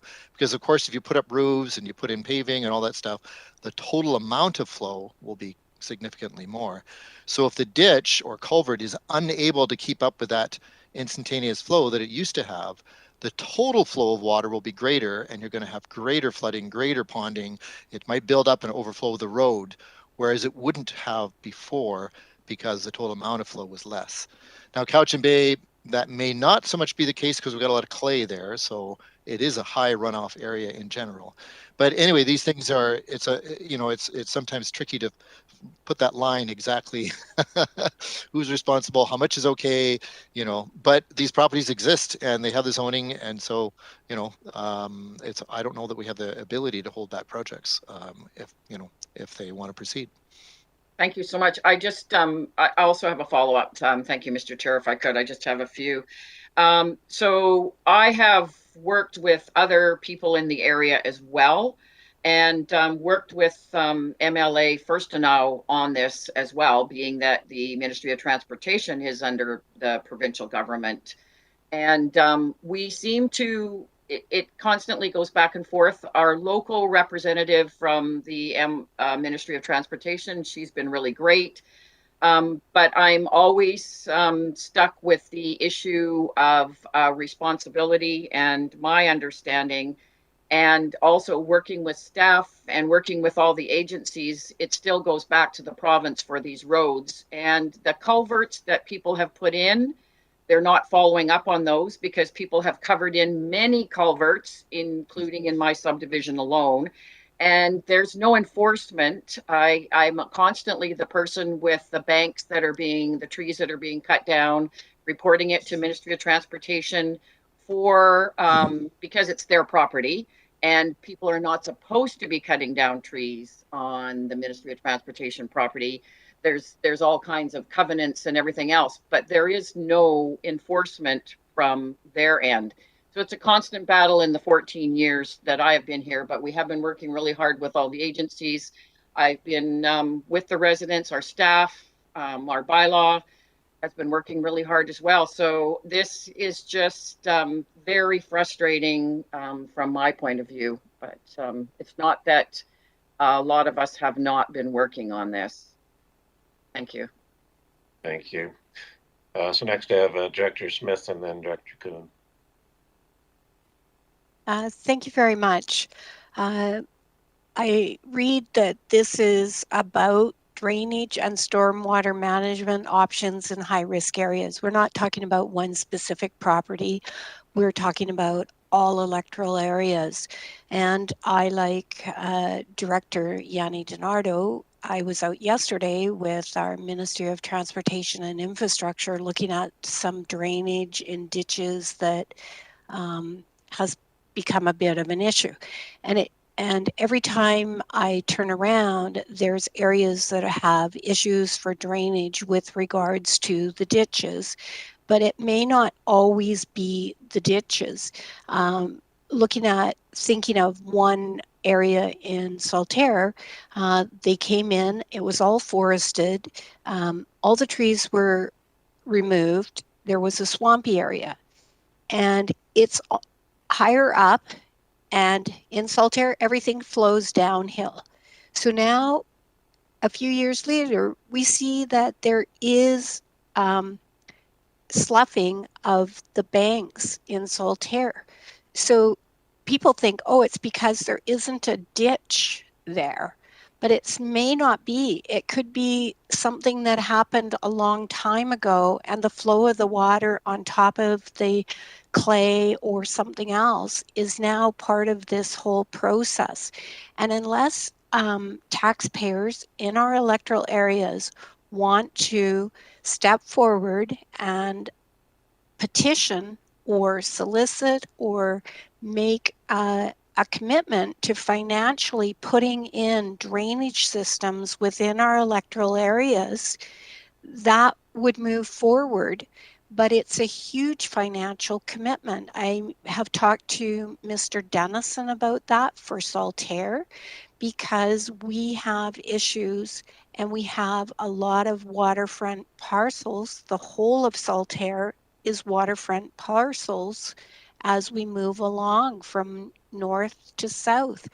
And that the pressure from the water, the stormwater, the atmospheric rain rivers, it's coming to impact us. But unless people are willing to actually look at creating a function and a service and indicate that they're willing to put in millions of dollars of infrastructure for drainage, then we can move forward. I'm not sure that's what each community is looking to do. Thank you. Thank you. So I have Director Kuhn, back to Yanni DiNardo. I have myself on the list, and I assume Director Nicholson as well. Okay, good. I haven't forgotten you. So Director Kuhn. Yes, there are drainage problems in UWO as well, happening over years. And I've had discussions with the local representative from MOTI, and the feedback I always got was, and it's always the same, and that is, well, we're not responsible for flows from residential properties. We are only responsible for the water that comes off the road. Well, as far as I'm concerned, quite frankly, I think that's a sick joke. Because what are residents supposed to do? If they're in a hilly area, and in Newbo, everything is hilly. So you have a property that's further up.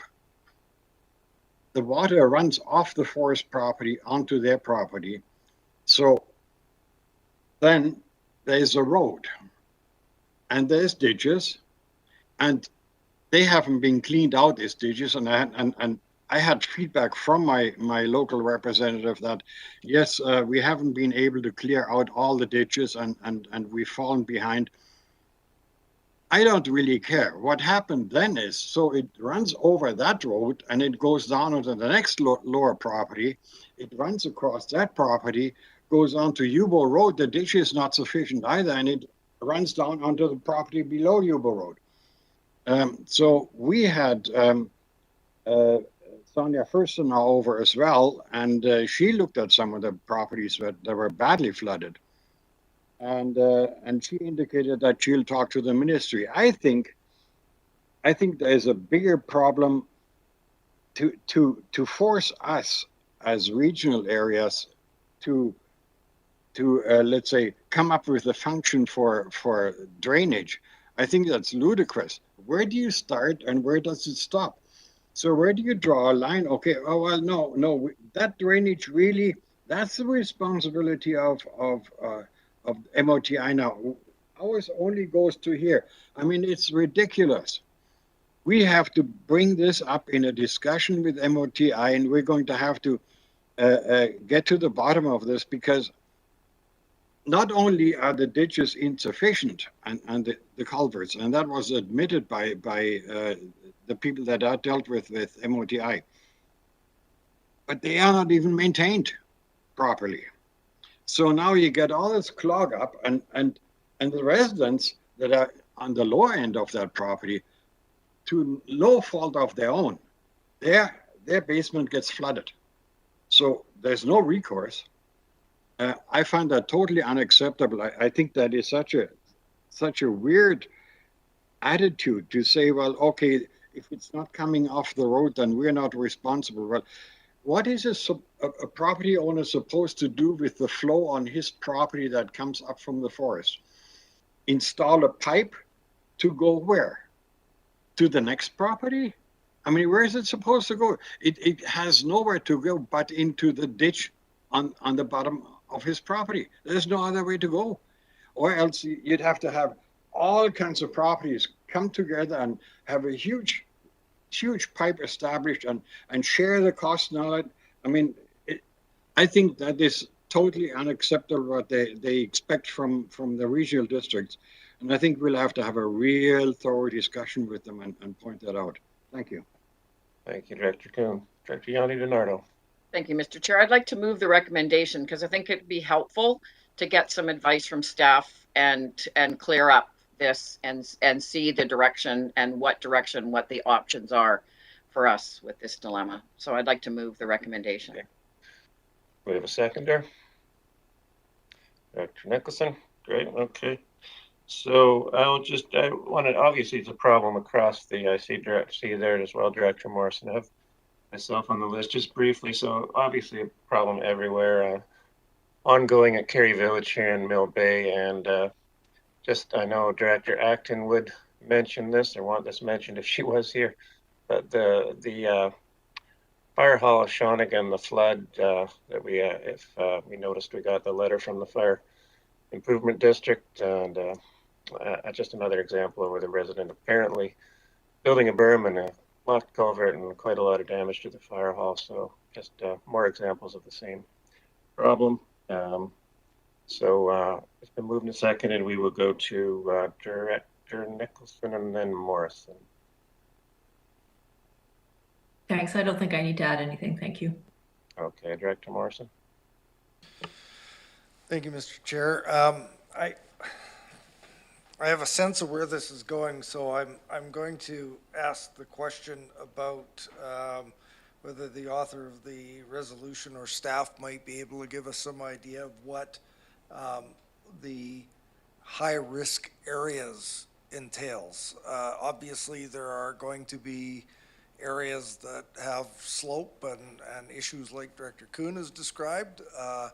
Those areas that aren't in that category or are not experiencing localized flooding are, so can we get some definition of where we think this exercise is going to be limited to, at least for this initial report? Okay, Mr. Dennison. Oh, we can't hear you, Mr. Dennison.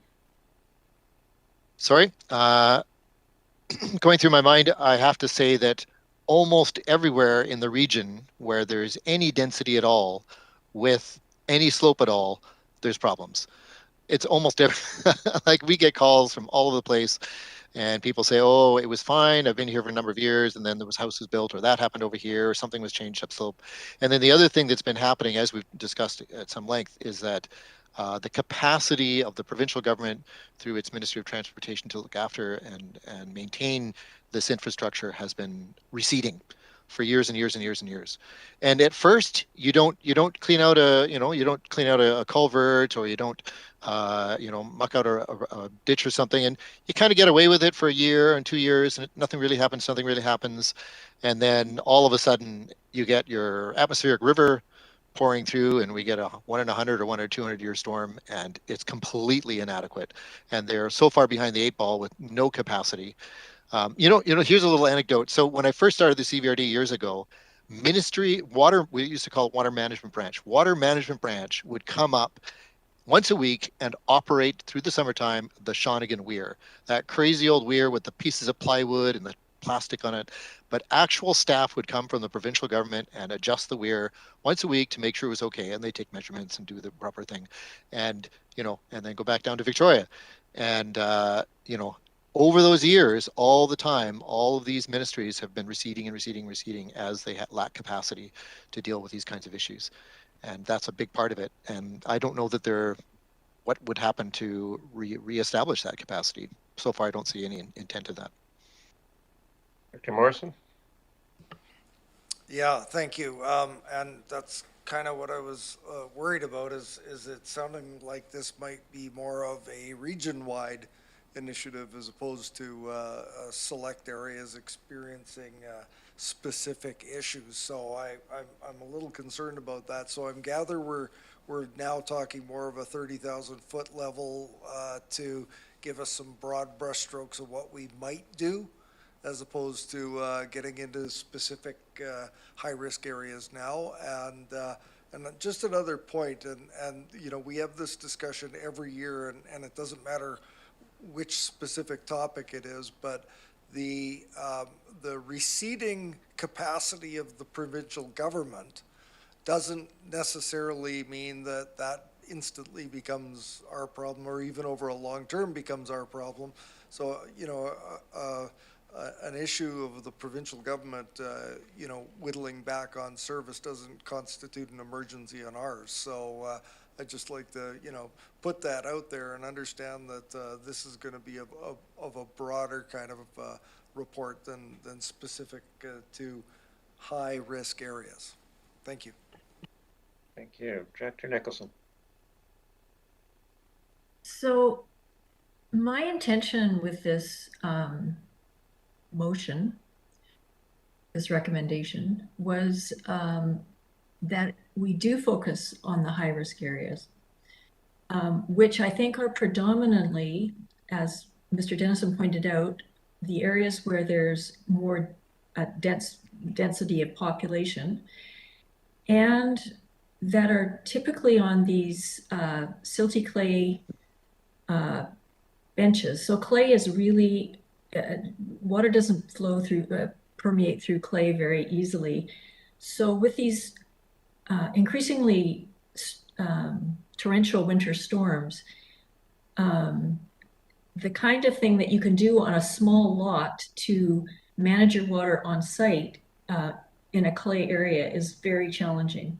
And so this is going to become a really big deal in the next few years as we see more and more of these big storms.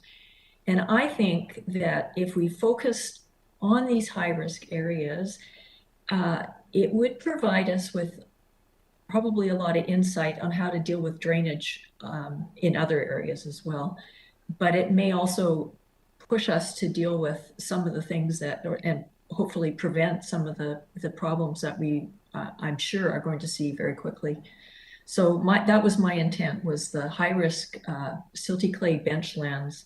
So that would be in my area, the Eagle Heights neighborhood. So the place like they tend to be areas where you're seeing slope failures as well. So, and Cowichan Bay, there's a high density there, and they're on the same thing. I suspect that it's similar along some of the Saltaire ocean benches. Yeah. Okay, thank you. So interest popped up again. So I have Directors Martman, Smith, Kuhn, and Yanni DiNardo. So Director Martman. Thank you, Chair. And sorry, I just have to ask, I don't seem to have this document with the recommendation that led to all this discussion. Is it sent out, or was it posted online, or? I don't know if there was a document. Was there, Director Nicholson? It's in the agenda. Okay. It's not, sorry, it's in, it's in my printed agenda. Oh, sorry, Ms. Harrison. There was an email sent out. Point of clarification, Mr. Chair. The recommendation is actually noted on the agenda under item R5. It reads verbal report, and then underneath that is a recommendation.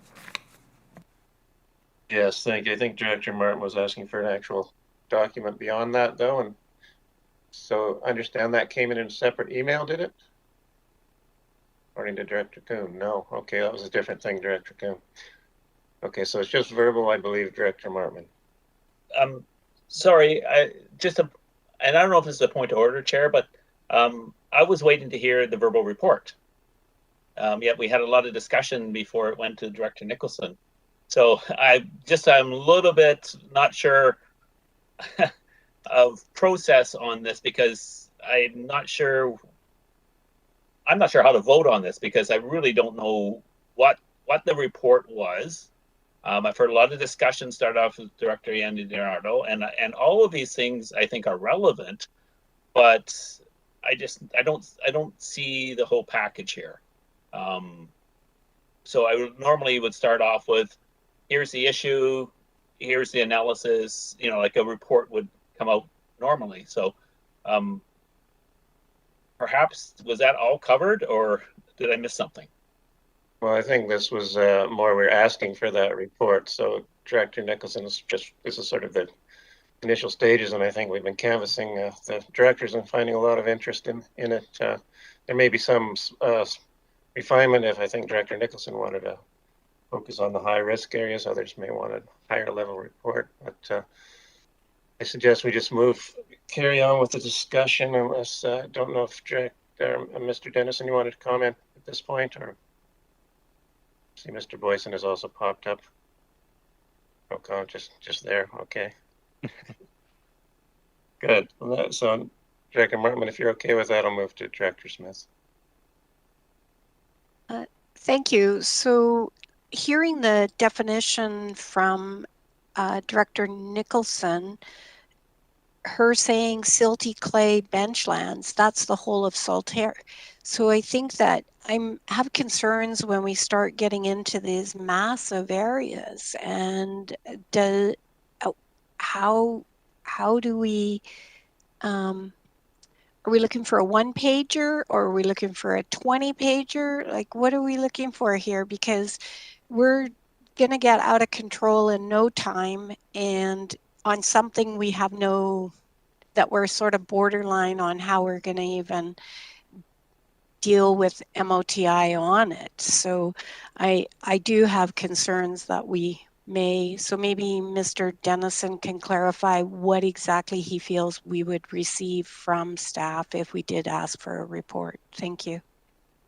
Okay, Mr. Dennison. You're muted. Sorry, Mr. Dennison, we can't hear you. sorry about that again. So my thought of it was that this would be, a discussion paper. Like, we're not going to say do this in Saltaire and do this in Mill Bay and do, we in order to have very specific recommendations in different areas, we'd have to do studies. We'd need a lot of technical work to be done. There's just no way that we have capacity to do that. I mean, we would have to have a lot of income. We'd have to have a service area. We'd have all those things in order to, attempt that. At this point, I think the main thing is to discuss, where the jurisdictions lie, what may be possible. I think we'd probably have to talk to Ministry of Transportation staff to see whether they would have, how their legal boundaries work, how would liabilities work after that. They still have to drain their roads. So if we were attempting to actually manage drainage, then and stormwater, we would have to work with them to figure out where that boundary line would lie. The thing to say too here is that this province's solution is the municipality, right? That's that's the intent of that's why municipalities, one of the reasons they exist is to manage the road and stormwater together, right? In the whole municipal boundary, and they automatically have that responsibility and they have to do it. And so generally speaking, that's what when we get to the densities that we see in our area, the province's vision for that is to have municipalities look after those things. So, that's another whole question though, and a whole wasp nest of its own. So I'm not saying we would get into that in detail, but just to say that that's where the province's vision is and how to manage all this. But I think we can discuss that a little bit. We can discuss some legal aspects, the whole package kind of, and lay out some of the principles that might be considered if we want to move into it. I could say though, for example, if you actually want to do works like drainage works, like big pipes, detention ponds, any of those kinds of things, riprap along channels, all those kinds of things are very, very expensive, and you're going to need significantly large service areas to consider doing that kind of thing, because it's a lot of money to pay for. So. Okay, thank you. And I see Mr. Carruthers wants to weigh in too. Yeah, thank you, Mr. Chair. Just Brian said it very well. I just wanted to add that this would be a high-level report. Implications, challenges, opportunities at a very high level. Brian made the point that in municipalities, drainage is tied in with roads. We don't own roads, and that's always going to be a challenge moving forward in a regional district.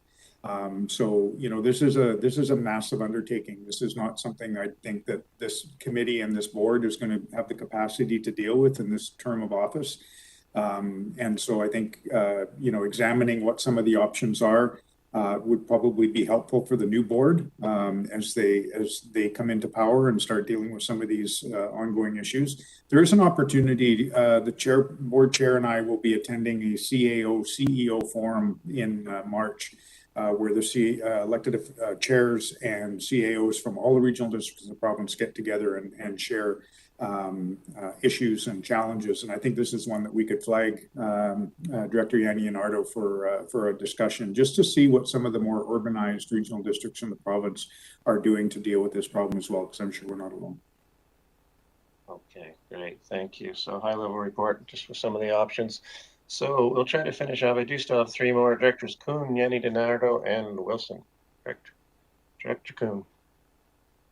Yeah, I think what Brian just pointed out, I think that's a good opportunity to bring that up. Let's face it, there have been cutbacks by the senior governments, especially by the provincial government, for years now. And the old saying, the squeaky wheel gets the grease. I don't really enjoy squeaking that much, but we can't just sit back and accept and say, well, that's the way it is, so it's just our responsibility now. I would be pretty rough there, and I would say, okay, provincial government, if you want us to take all this responsibility over, give us some of your tax revenue. All we have is property taxes, and we are supposed to finance everything from property taxes. You've got a whole bunch of different tax revenues coming into your coffers. Share some of that with us, and then we'll see if we can take over the responsibilities.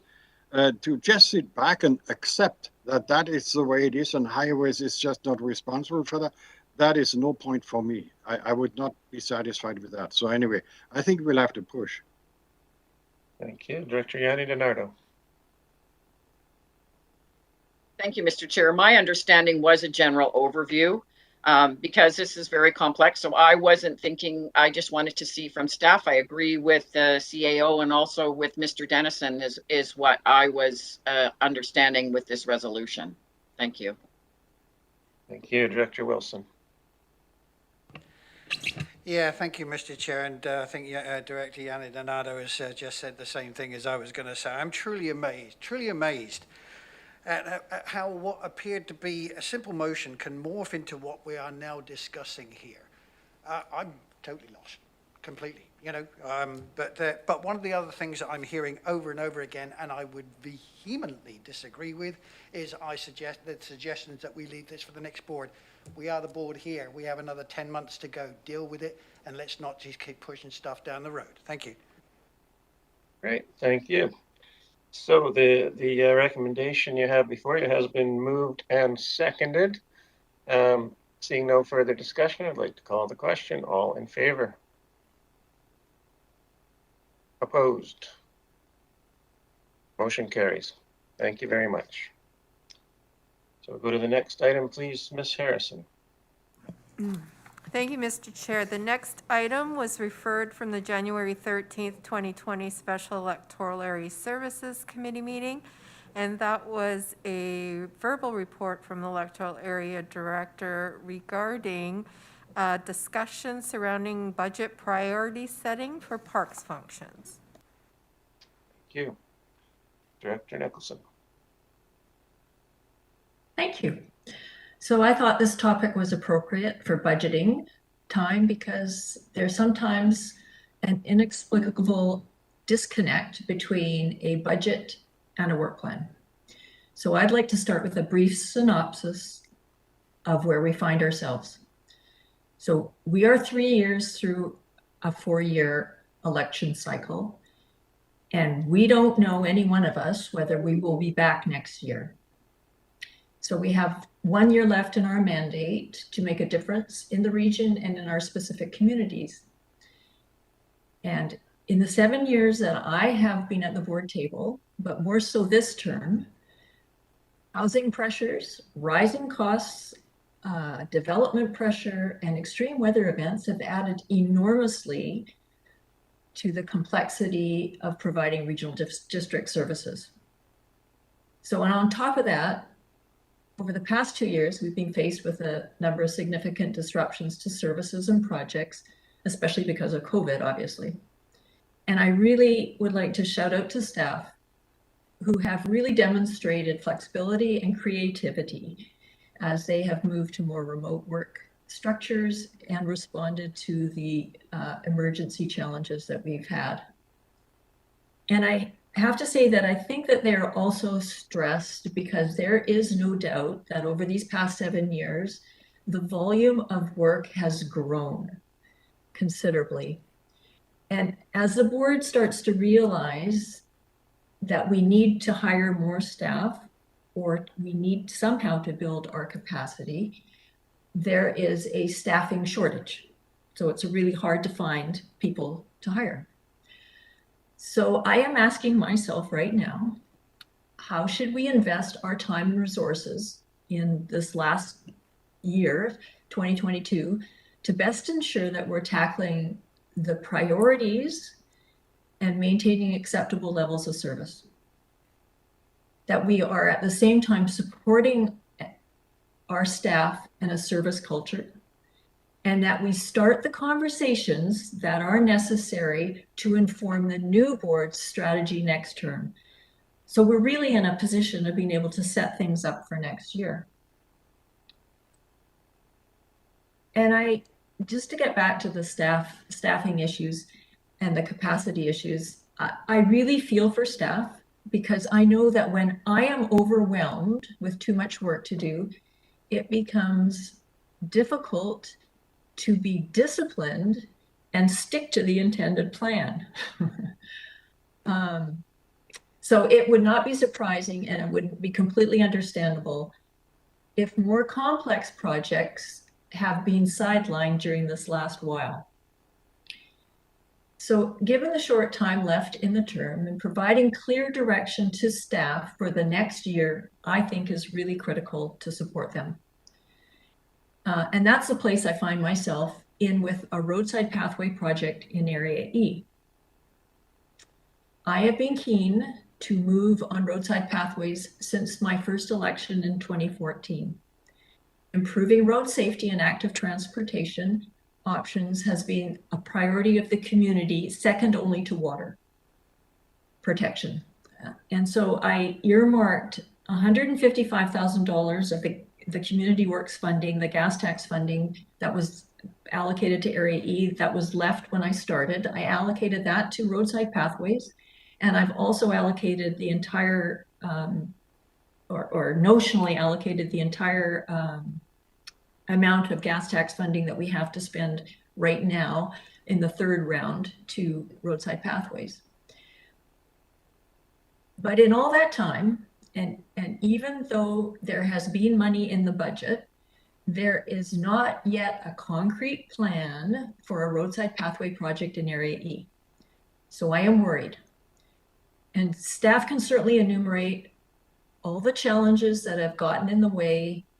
But at this point, I think it would be most helpful if the board established a Parks and Trails work plan commitment that in Eagle Heights neighborhood, roadside pathway project be shovel ready and tendered by the end of the summer of 2022.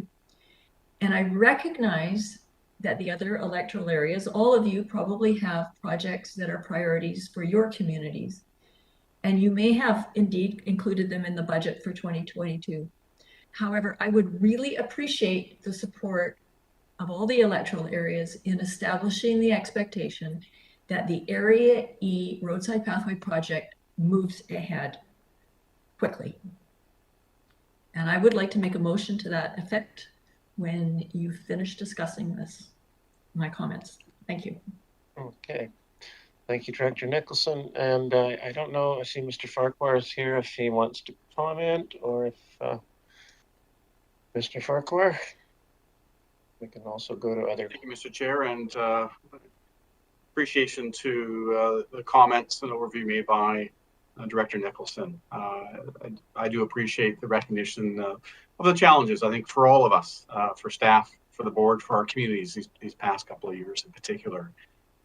In terms of projects for parks, one of the things that we're challenged with is that we deal with a variety or a range or scope of types of projects, everything from shelf ready, as Director Nicholson noted, which typically shelf ready, in the best of all worlds, are on lands owned by the Cowichan Valley Regional District as park. They're in the budget. They're pretty basic, straightforward, i.e. a new playground going in or a new pathway going in or replacement. Where it gets a bit more challenging is when we move off of CBRD owned land onto land of others. And certainly roadside pathways are definitely still in their infancy with us as a regional district.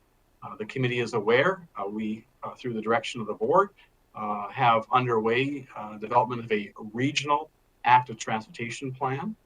It was only a couple of years ago that our regional district, along with other regional districts here on Vancouver Island and the Sunshine Coast, entered into memorandum of understandings with the Ministry of Transportation to govern how roadside pathways could be developed and maintained within their road rights of way.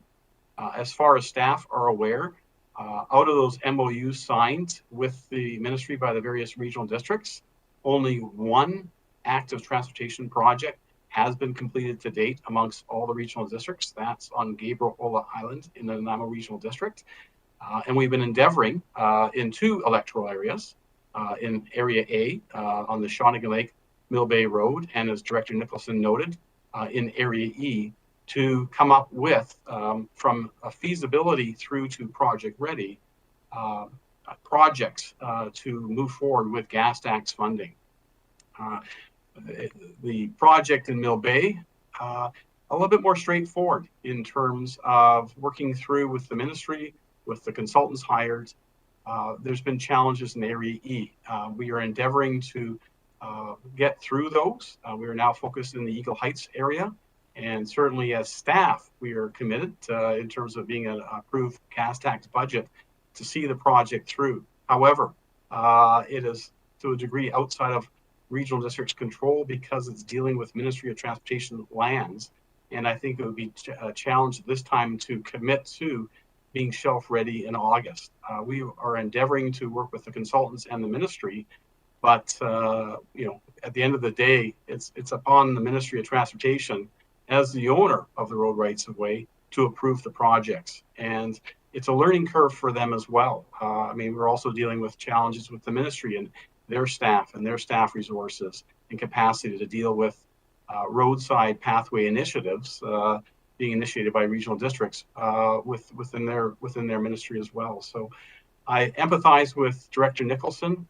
As staff, we really want to see this project done in Area E as well, and we are continuing to work with the consultants and the ministry to navigate our way there. But honestly, at this point in time, until we get to a point with the ministry that we're shelf ready, aka we've got a plan approved by the ministry, that will be the green light in terms of moving to construction.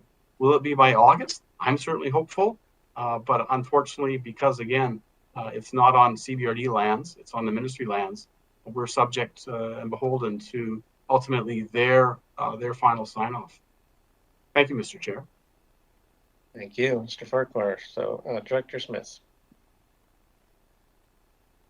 Thank you. I appreciate the challenges that Director Nicholson is going through. I know in 2021 for the Area G Community Parks budget, I put forward operating reserves and capital reserves for 2 small projects to improve the safety in 2 trails in Saltaire. Unfortunately, those trails were not completed or even started in 2021. It is unfortunate that we are dealing with staffing issues. More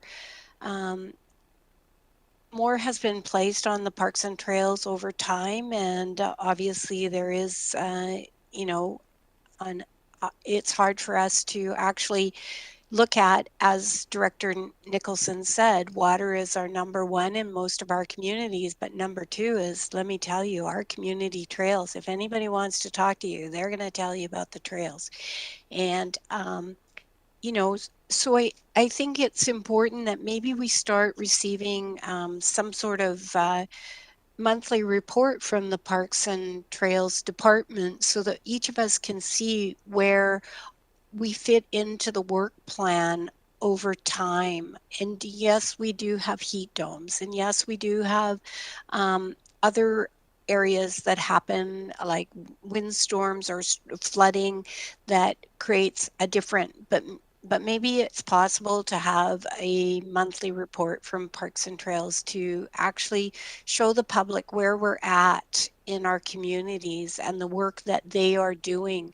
I mean, I go in my parks and trails, I'm in my trails all the time, and you can see where work's been done. And no sooner do you see that they've replaced some steps someplace, and you walk across somebody who's also using the trail and they say, "Did you see?" And they're excited at just the work that is accomplished. And I'd really like to see us seeing a report. Thank you. Thank you. So, Director Wilson and then Kuhn. Yeah, thank you, Mr. Chair, and thank you to Mr. Farquhar as well. I know that the Parks Department is doing a lot of very good work.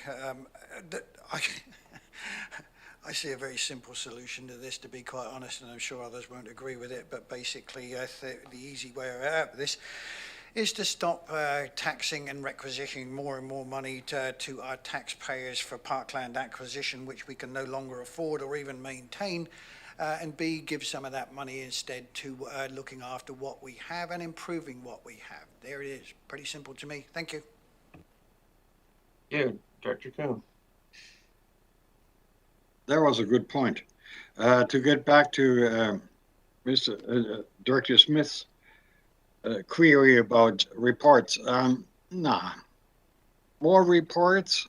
We're already short-staffed, and no, there's more important things to do than that. Thank you. Okay, thank you, Director Morrison. Thank you. And, you know, this once again comes to governance versus operations in my view. And you know, I've been working with staff over the course of this term to ensure that there are dollars available for projects in my area, that there are there will be the staff resources, the work for all of us has been inserted into work plans that have been a challenge due to COVID and all the other reasons that have been explained here. But I just in regards to what we might have in the way of emotion, I have a playground replacement that is scheduled for 2022. The dollars are in place. It's in the work plan. And this is a playground replacement that has actually gone 2 years beyond its natural end of life. It's been approved and all of that. That's been done.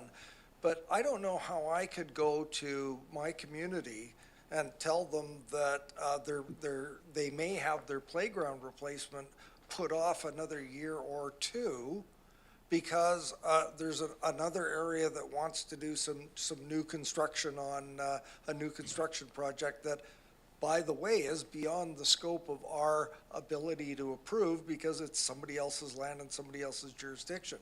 I'm not trying to be selfish for my area alone, but I think all of us have done work to ensure that those things that are important to us are being addressed in as timely a fashion as staff can deliver. So I can't support saying, okay, well, nope, at the 11th hour, we're going to reprioritize the work plan, which is really an operational aspect of what staff deliver to us, and say that I would support another project in another area. And as to what Director Kuhn had said, I want staff out working on our projects, not working on writing reports to us so that we know what they're working on. So, once a year, twice a year, give us an idea where they're at, the state of the various projects, where they're in their phases, and I'm good to go. Let the staff that we have get to work on the projects that we're all expecting to be delivered in this year. Thank you. Great, thank you. So, seeing no further, I do see two further, then we could go, should I go to Director Smith first and finally Director Nicholson? Okay, Director Smith. Thank you. Through the chair to Mr. Farquhar. I think that Director Morrison brings up an excellent idea, and I'm just wondering if it's possible for a report maybe twice a year to kind of give us all a heads up.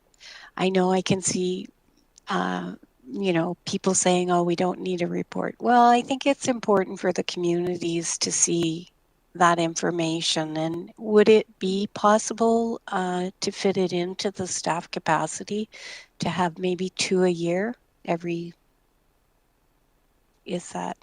you please? Mr. Chair, certainly, through the direction of the committee and understanding it's not just electoral area community parks. I think we want to fold this in and understand that we also deliver the regional park service. Again, remember, budgets aren't approved until the middle of March to basically set the budget priorities for the year, although as we are working through with the committees, through the various supplementals, staff are already hard at work looking at the supplementals that are appearing to get the nod to move forward to start programming out priorities in terms of when those projects could be slotted in through the year. So certainly we could look at a mid-year update through the committee of the whole, and certainly I think part and parcel as we meet with the advisory park commissions at the end of the year, that also is providing us annually that check-in opportunity more specific to each electoral area to advise the status of projects being undertaken throughout the year. So we could look at a midpoint check through the committee of the whole. We certainly do the budget check-ins planning for next year's budgets with the advisory commissions, but we could also look at a bit of a wrap up at the end of the year as well, if it's so the pleasure of the committee and the board. Great, thank you. Just to follow up, can you advise me, do we need to make a recommendation to have that occur, or is it something that's understood? Mr. Chair, I think it would be advisable because it's so wanting to bring into the fold regional park services. So allowing the board to consider that, because it's, as noted earlier, it's an addition to the work plan for staff. And if it's going to be a formal expectation, then it should be so entrenched through a board resolution. I'm just wondering, maybe Ms. Harrison can comment, but should this come from the committee of the whole, though, if we did such a resolution? I think she's nodding, okay. So maybe we'll do that at the appropriate time at the committee of the whole. Okay, so Director Nicholson. Thank you. This has been an interesting conversation. I guess I made a mistake, I guess, or I was naive, or I had assumed that when you put things in the budget, then there was the capacity to get them done and they would be done. And so I am faced with the fact that there is obviously a work plan underneath the budget that establishes priorities around projects. And I am not, I think it would be interesting to see where my projects as a priority ranks, because right now I think it's on the bottom of the list, which is really why I brought this forward. Because I really don't want to lose the community works funding. It's you know, it's not requisition money. It's really important to take advantage of those grant fundings. And so I think the reporting is a really important thing to do.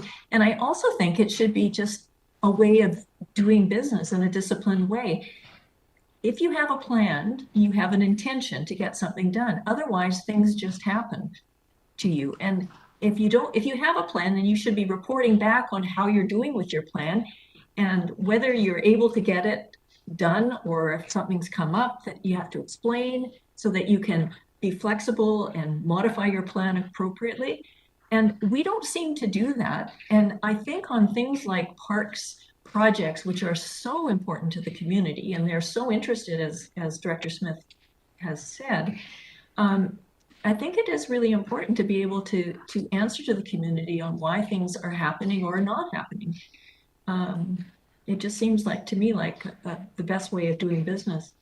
So that is really what I would like to see. I would like the roadside pathway project in Area E to go ahead. I would like a commitment that it's in the work plan and that it will go ahead. And if you can't do it, then we need to know about it. And I wish I'd known 2 years ago that it wasn't going to happen, because then perhaps there's a way of looking at all other ways of delivering on it if staff don't have the capacity. But we never seem to have those conversations. Things just don't happen. They just drag on. So that's my frustration. Understood. Okay, we'll have Mr. Farquhar wrap up and then we'll go to a break. Thank you, Mr. Chair. So for clarity, staff are not prioritizing projects.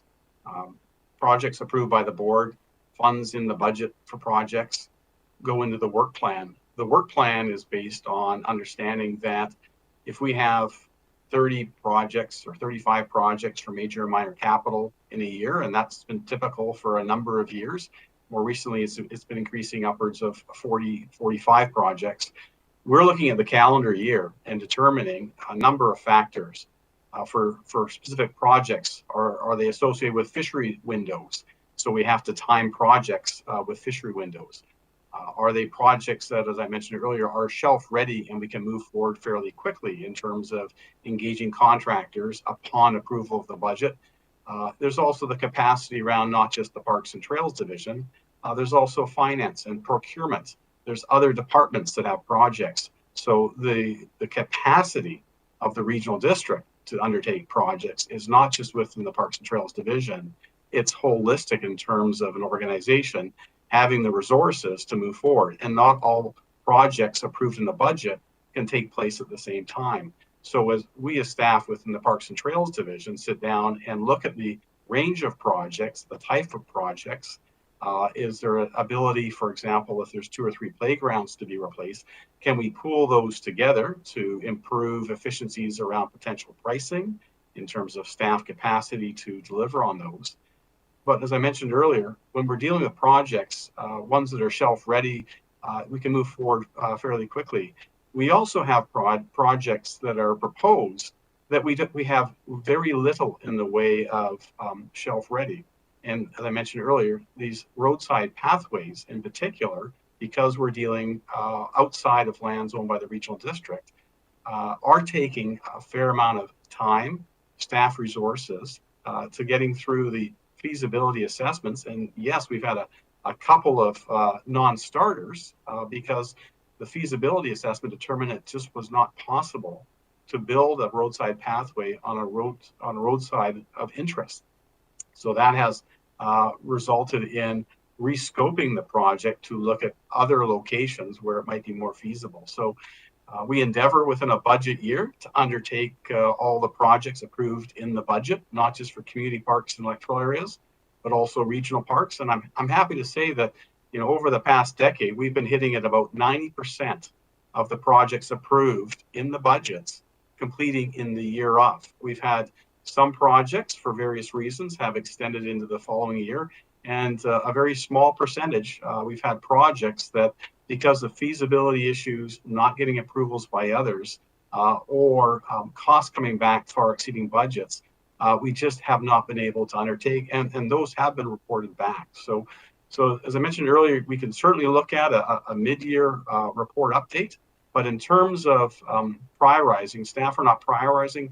We're looking at how we can build into the calendar year the capacity to undertake the range of projects, understanding it takes more than just the Parks and Trails Division to get those things done. Thank you, Mr. Chair. Okay, well, thank you, Mr. Farquhar, and thank you, Director Nicholson, for bringing that whole issue up. I think it was a good discussion. So we still have 3 more. I think we should take a short break, say a 10-minute break, and come back for our final 3 items. So we will see everyone at 4.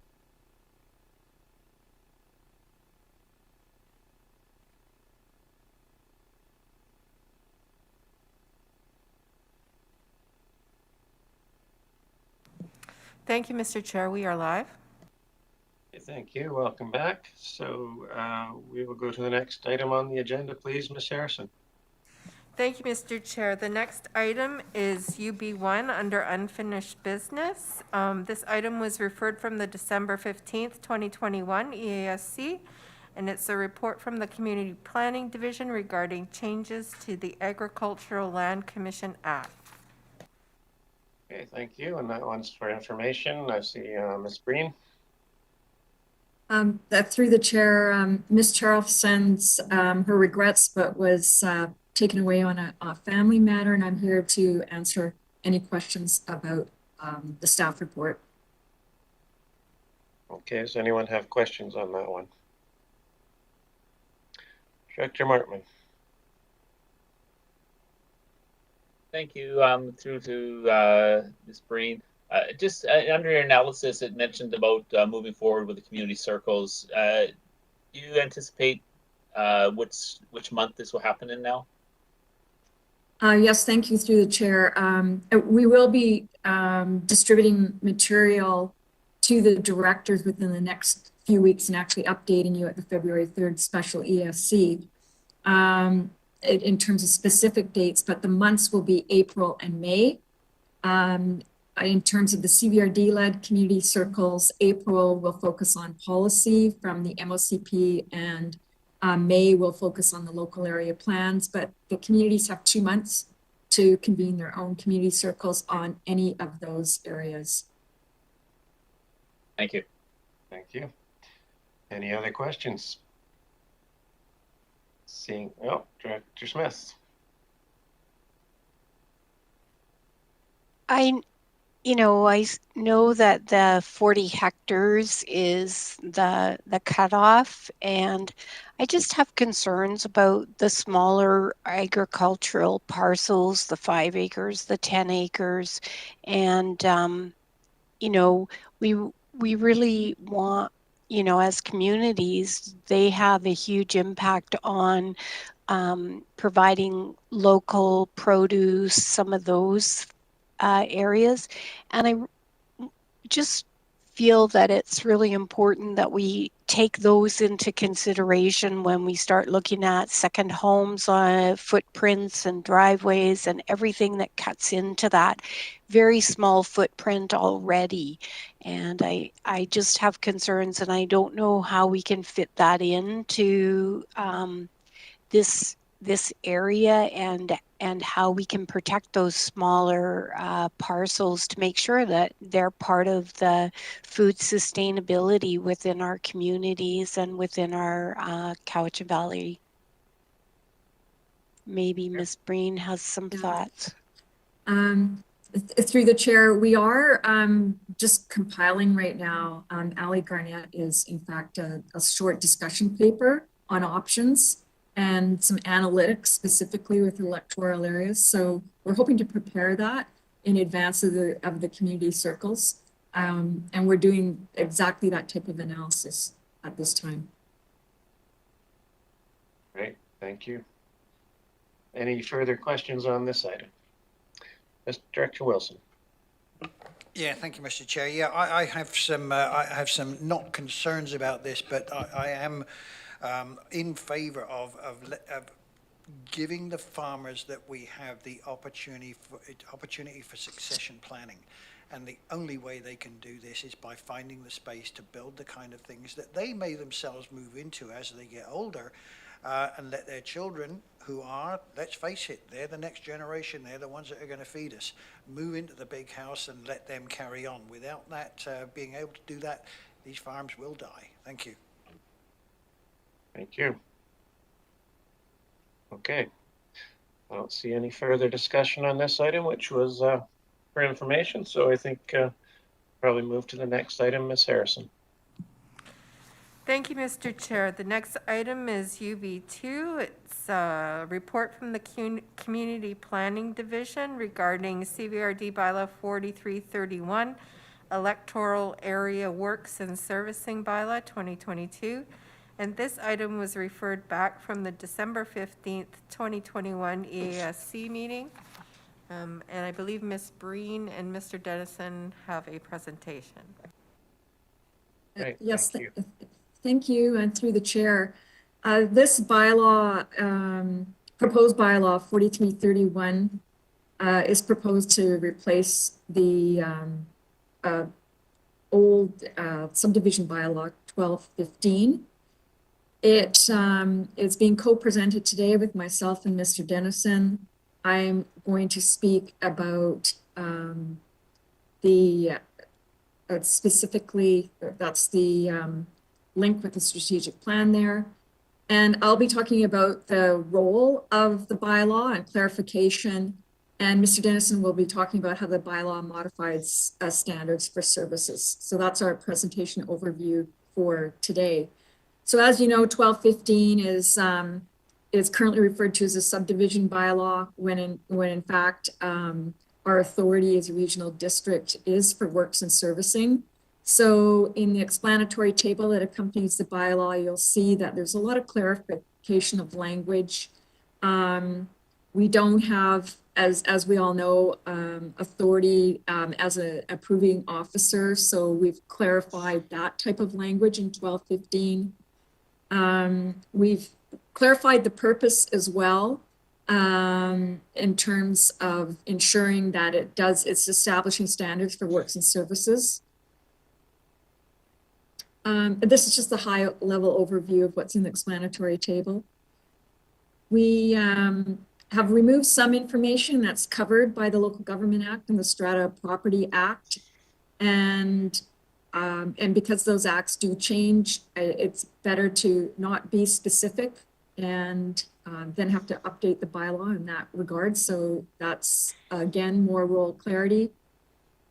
And we've also clarified the CVRD's role in subdivision approval process. So our authority under Local Government Act 506 is limited to servicing standards and the parcel standards that are in the zoning bylaw. And so apart from these, that's the limit of our scope. Subdivision is, as we know, a matter for the province, but we've made those clarifications in the bylaw.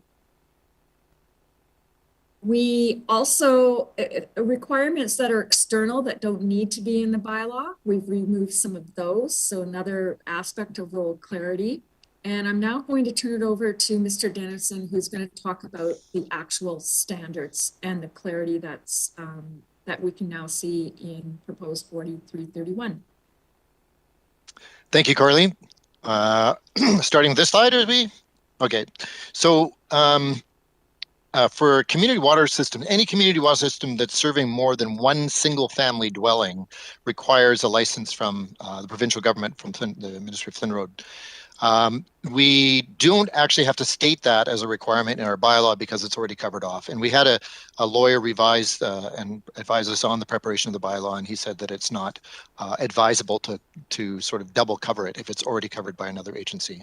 So we don't have that requirement in here, but it is it would be required, of course, from the province for any development that's relying on that. Next slide along. So where we have the situation of an existing community sewer system, like a lot or property within an existing community sewer system, or that will join in one of our water sewer systems from outside the service area, or where on-site systems are not possible. There's some situations where they would like to do on-site, but they can't because they don't have the conditions and maybe can't drill a well, or they don't have on-site infiltration capacity for disposal or something of that nature, and they will be building a system, a community system.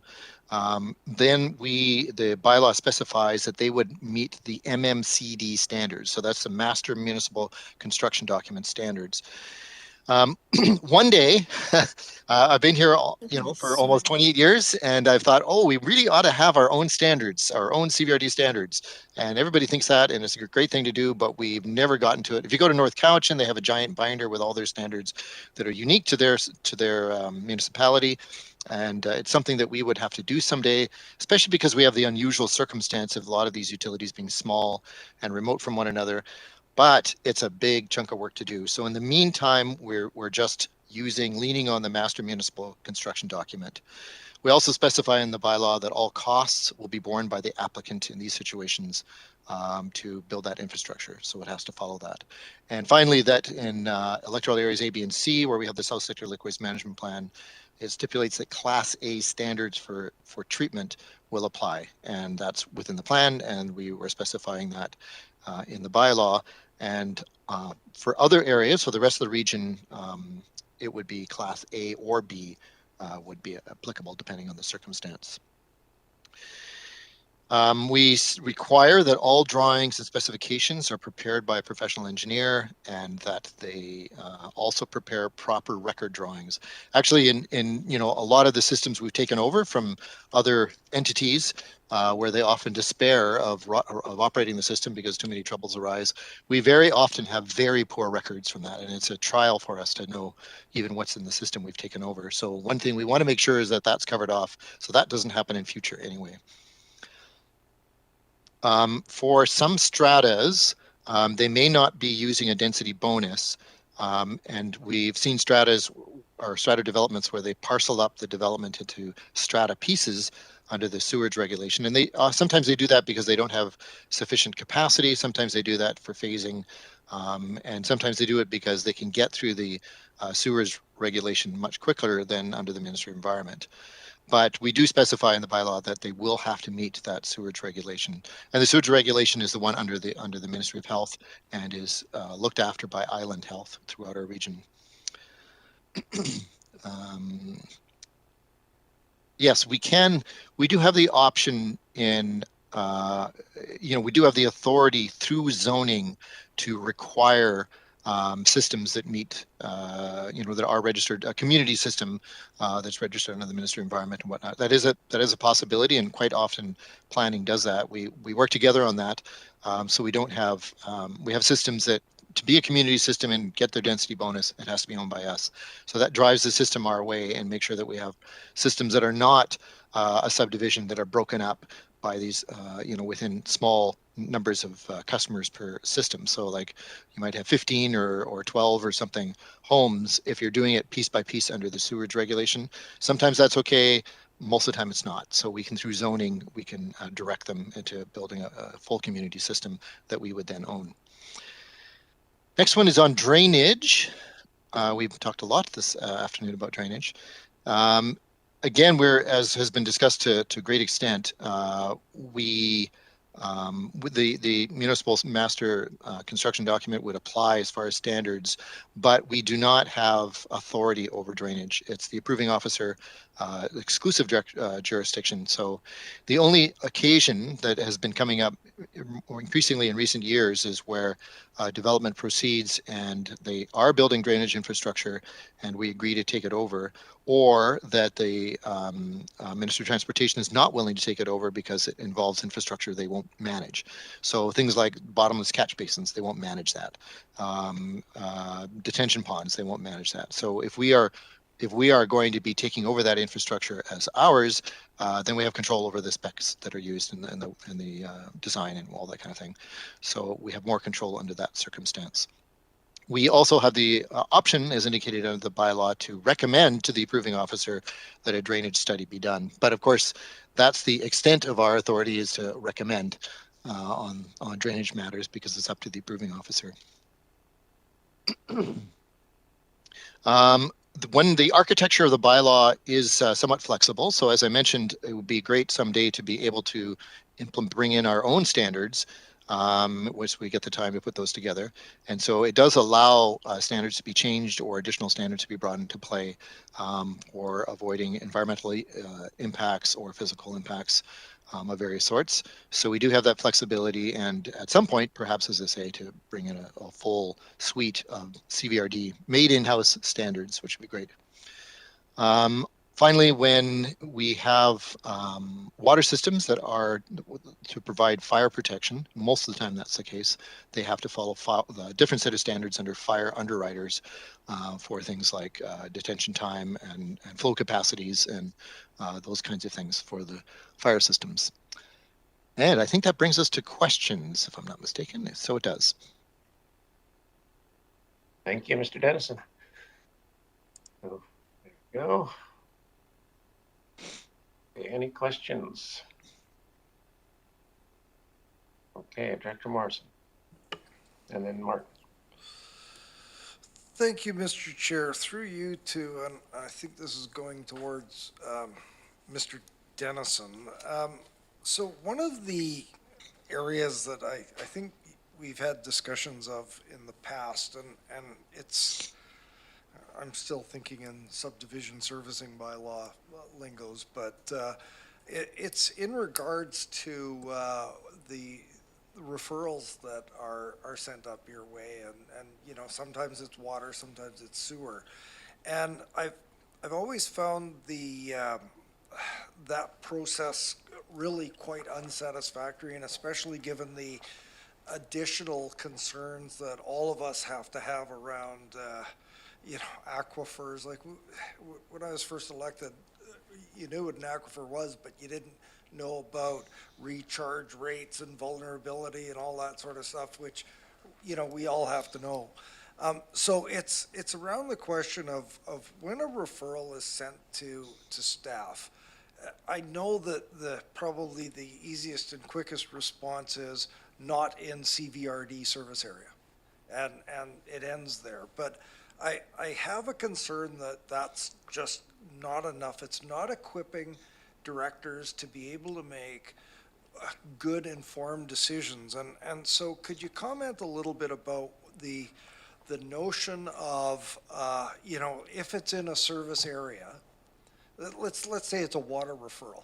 If the proposed lot or subdivision is going to be in a service area, the capacity of that service area. I know you already made comment, you know, you can take 100 new properties within that one, but let's say it's a property that is maybe not contiguous to a service area, but very near a service area. The possibilities and maybe some Class C cost estimates as to running the pipe to that property to make sure that it's because I think we have to start thinking about having people within service areas. It's measurable, it's quantifiable. And then there's the ones that aren't in the service area, but they may actually be, like up in Director Martman's area, maybe looking at putting another straw into a vulnerable aquifer or an aquifer at risk. So is that something that could be covered or should be covered within a bylaw such as this, so that it's equipping us with a little bit more information? Obviously, it's a little bit more work on referrals, but is that something either you or Ms. Breen could answer? Could we get that information when these referrals are made and to help us when ultimately rezonings are happening? Mr. Chairman, if I may, so there's kind of two parts to that. We can certainly provide more information on if a there's a proposal that's maybe within a feasible distance to be able to service by one of our services, and that's certainly something we could provide further comment on. It doesn't come up too often, and usually that the developer has already considered that because they get a density bonus almost always if they're within our service area. So there's a pretty big incentive if they're anywhere near a feasible distance to connect in, they'll want to pursue that, and they would have brought it up already. But still, there's some potential there that maybe they haven't, or maybe that's a consideration that directors would like to know more about. So we could certainly do that. I don't think we need that in the bylaw at all. The bylaw is directed to the developers themselves as they're coming in the door, not for staff.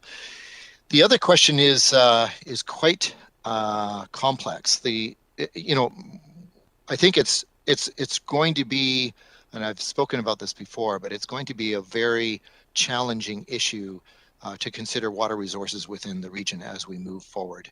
Groundwater resources are, it's hard to know what we have.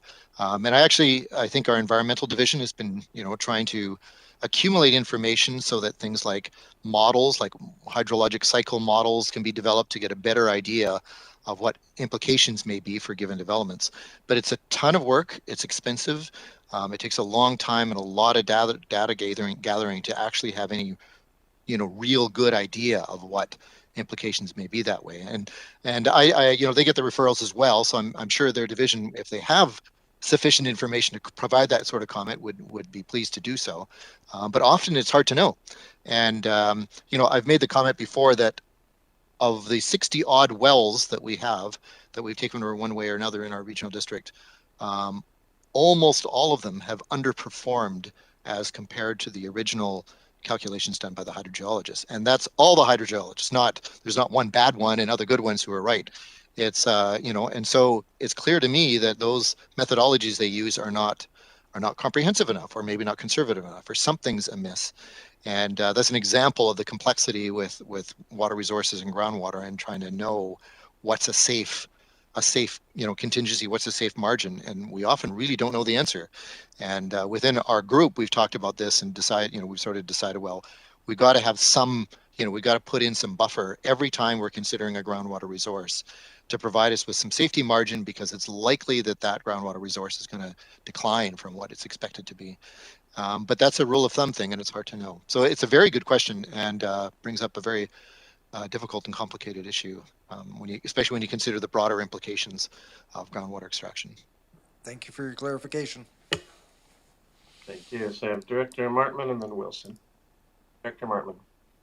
Thanks, Chair. And actually, I follow up on Director Morrison. This week, I had an inquiry from someone wondering about subdivisions occurring in this area, and their concern was around their well, because they border near the subdivision and we're on a fractured aquifer.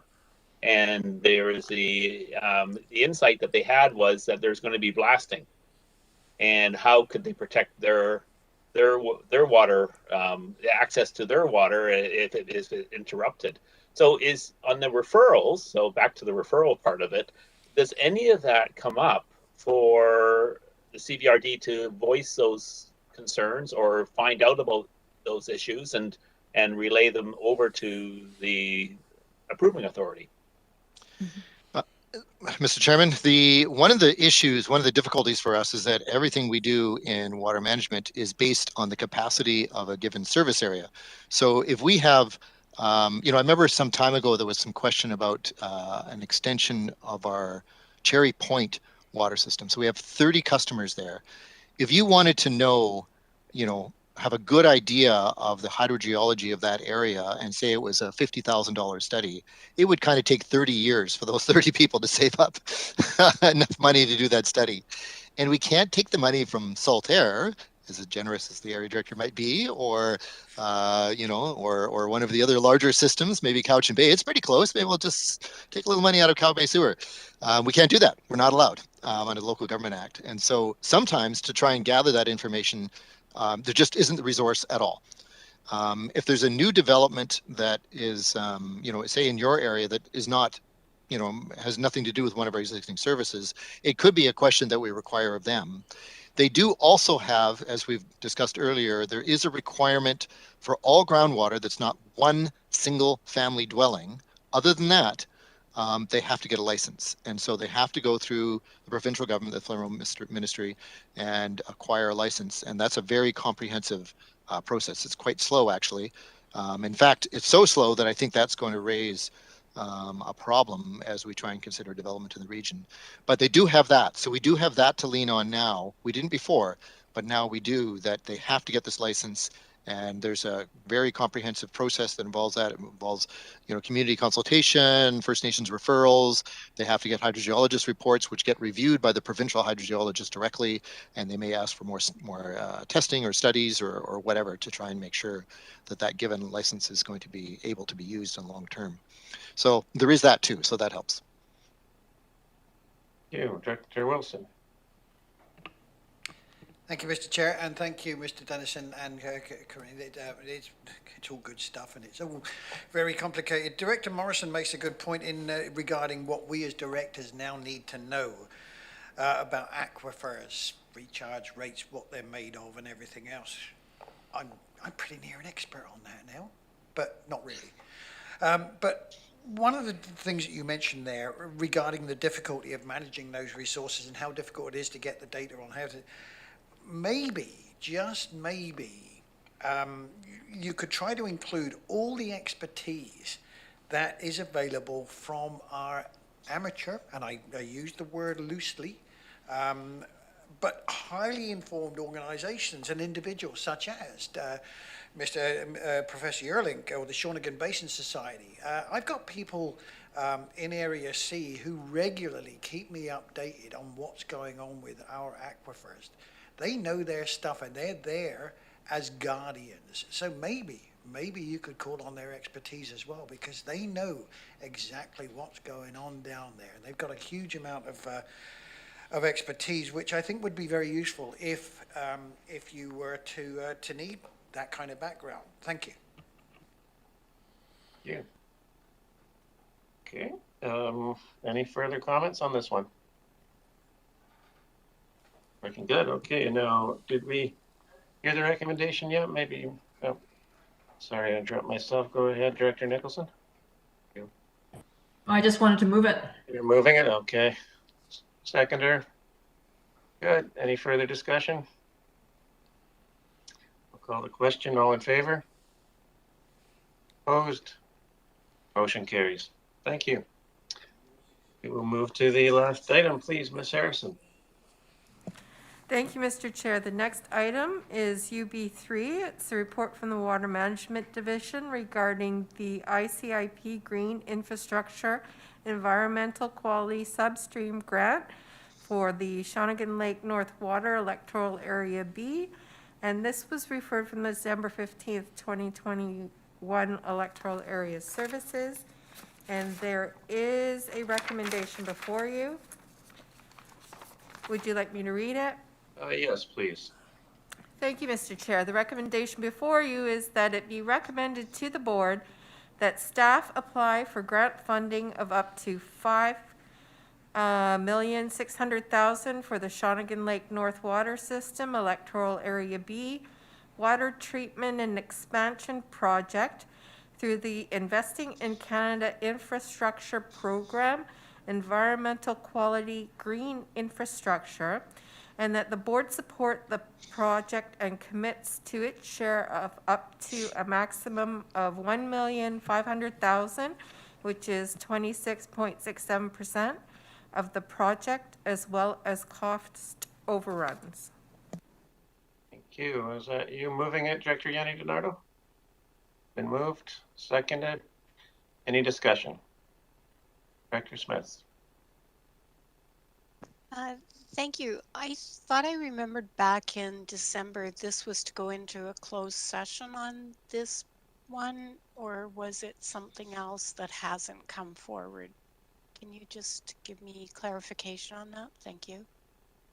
Go ahead, Director. My understanding is that when we're applying for grant applications, they have to be in open session. So we prepared the report in such a way that we can do that. So it is here and the information's available, and we're okay. Smith? Just to follow up, I think in the past I've had a conversation with Mr. Dennison, and that there was an opportunity to connect to another filtration system that was already in Shawnigan Lake. And did that evaporate or something? Was just thinking about that. Mr. Dennison. Thank you, Mr. Chairman. So the idea here is to consider several systems uniting together and providing a increased or in the first place a 4321 treatment system, so we're into compliance for Shawnigan Lake North area. So yes, there is consideration there of uniting some local water systems if possible. Okay, thank you. I just have one small question myself.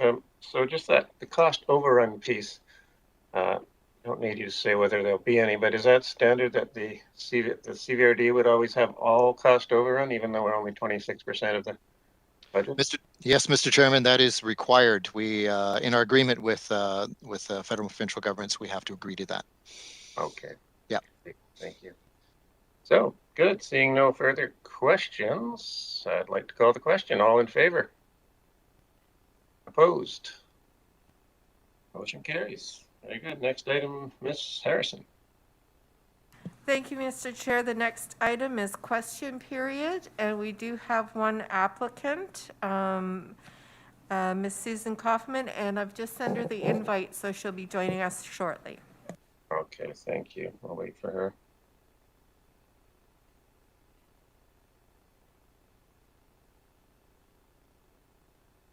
Go ahead, Director Yanni DiNardo. Mr. Chair, while we're waiting, I just have an opportunity. I received this in my mail the other day. I don't know how you can see it on. It was from CVRD, and I really appreciated it. I just wanted to thank staff. I'm not sure. It was a one page on different bylaws, dog licenses, etc. So I hope everyone else received theirs, but it was a valuable little tidbit of information. I appreciated.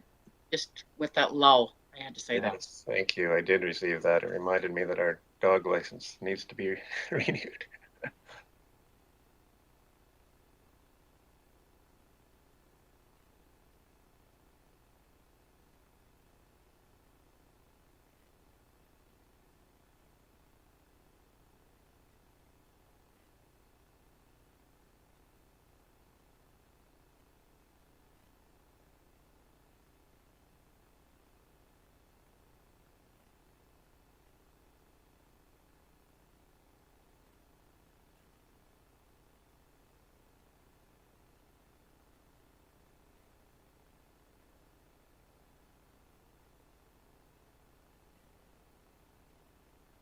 Is Ms. Kaufman trying to help you win your bet, Mike? What's happening here?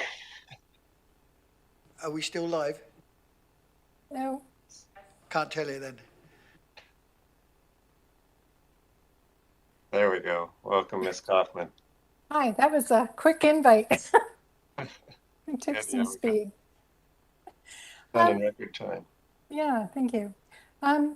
Mr. Chair, I would like to speak to, I believe it was R5 on the trails for Miller Road, and more in a general sense, because I know I've been involved with MOTI and asking them about roadside trails in my particular area as well. And it seems like it takes a collaboration between the CVRD for funding and MOTI for land. But my question is, based on the discussions I heard today, it was almost like it's going to be a non-starter. But we're heading into, the CVRD is heading into an active transportation plan and actively engaging the public on it. How can we have active transportation if we don't have roadside trails? And I guess that's my question to you. And then what confidence can the public have that if we participate in these studies, that we'll actually see results? Okay, thank you. Well, I'm glad you brought that up, and the public consultation you brought up is happening this week as well. So that's good. But I think, as Mr. Farquhar laid out, it's just that when we don't own the land, when we have to work with MOTI, it just takes a long time. And I know I've been speaking for Mill Bay when we've been working since 2019, and it is moving forward, but even the most straightforward ones seem to take a long time. And but I think everyone we're serious about active transportation, getting these roadside paths on the go when at all possible. Okay, because it seems like we do reports. I recall a transportation study done, within the last 8 years too. And to Ms. Director Kuhn's point, there seems to be a lot of reports that end up gathering dust. So it's really a confidence thing. And when it comes to the Miller Road, Allenby Road, and I wonder how that's going to link in with the request from Cowichan tribes to make a safe pathway, because I think it's servicing all the communities. Yeah, thank you. I really don't know about the Cowichan tribes piece, but safety is always a top consideration. So, just a final question on staff capacity, and a note that COVID has certainly created challenges for every workforce, including the CVRD. But there's staff capacity at the CVRD, particularly in land use services, has been going on before COVID. So my question is there work being done through your human resources that when staff leave, that there's exit interviews that are done? And is there anything that this board can do to help create a less staff turnover moving forward for the new board, so that the new board is not facing the same capacity issues that this board is? yeah, thank you. So another good question. It's a widespread issue right now, staff turnover, not just CVRD, but most sectors, and we're quite aware of it and working on all fronts to try to address it and rehire and retain people. So yeah, it's just part of the deal these days, but we're working on it. Okay, thank you. I know you've had a long day. I'll let you go. Thanks, Ms. Kaufman. Ms. Harrison, any further questions? Thank you, Mr. Chair. There are none. Okay, then the next item would be Adjournment, Mr. Chair. motion to adjourn. Moved, seconded, all in favor? Opposed? Motion carries. Thanks, everyone.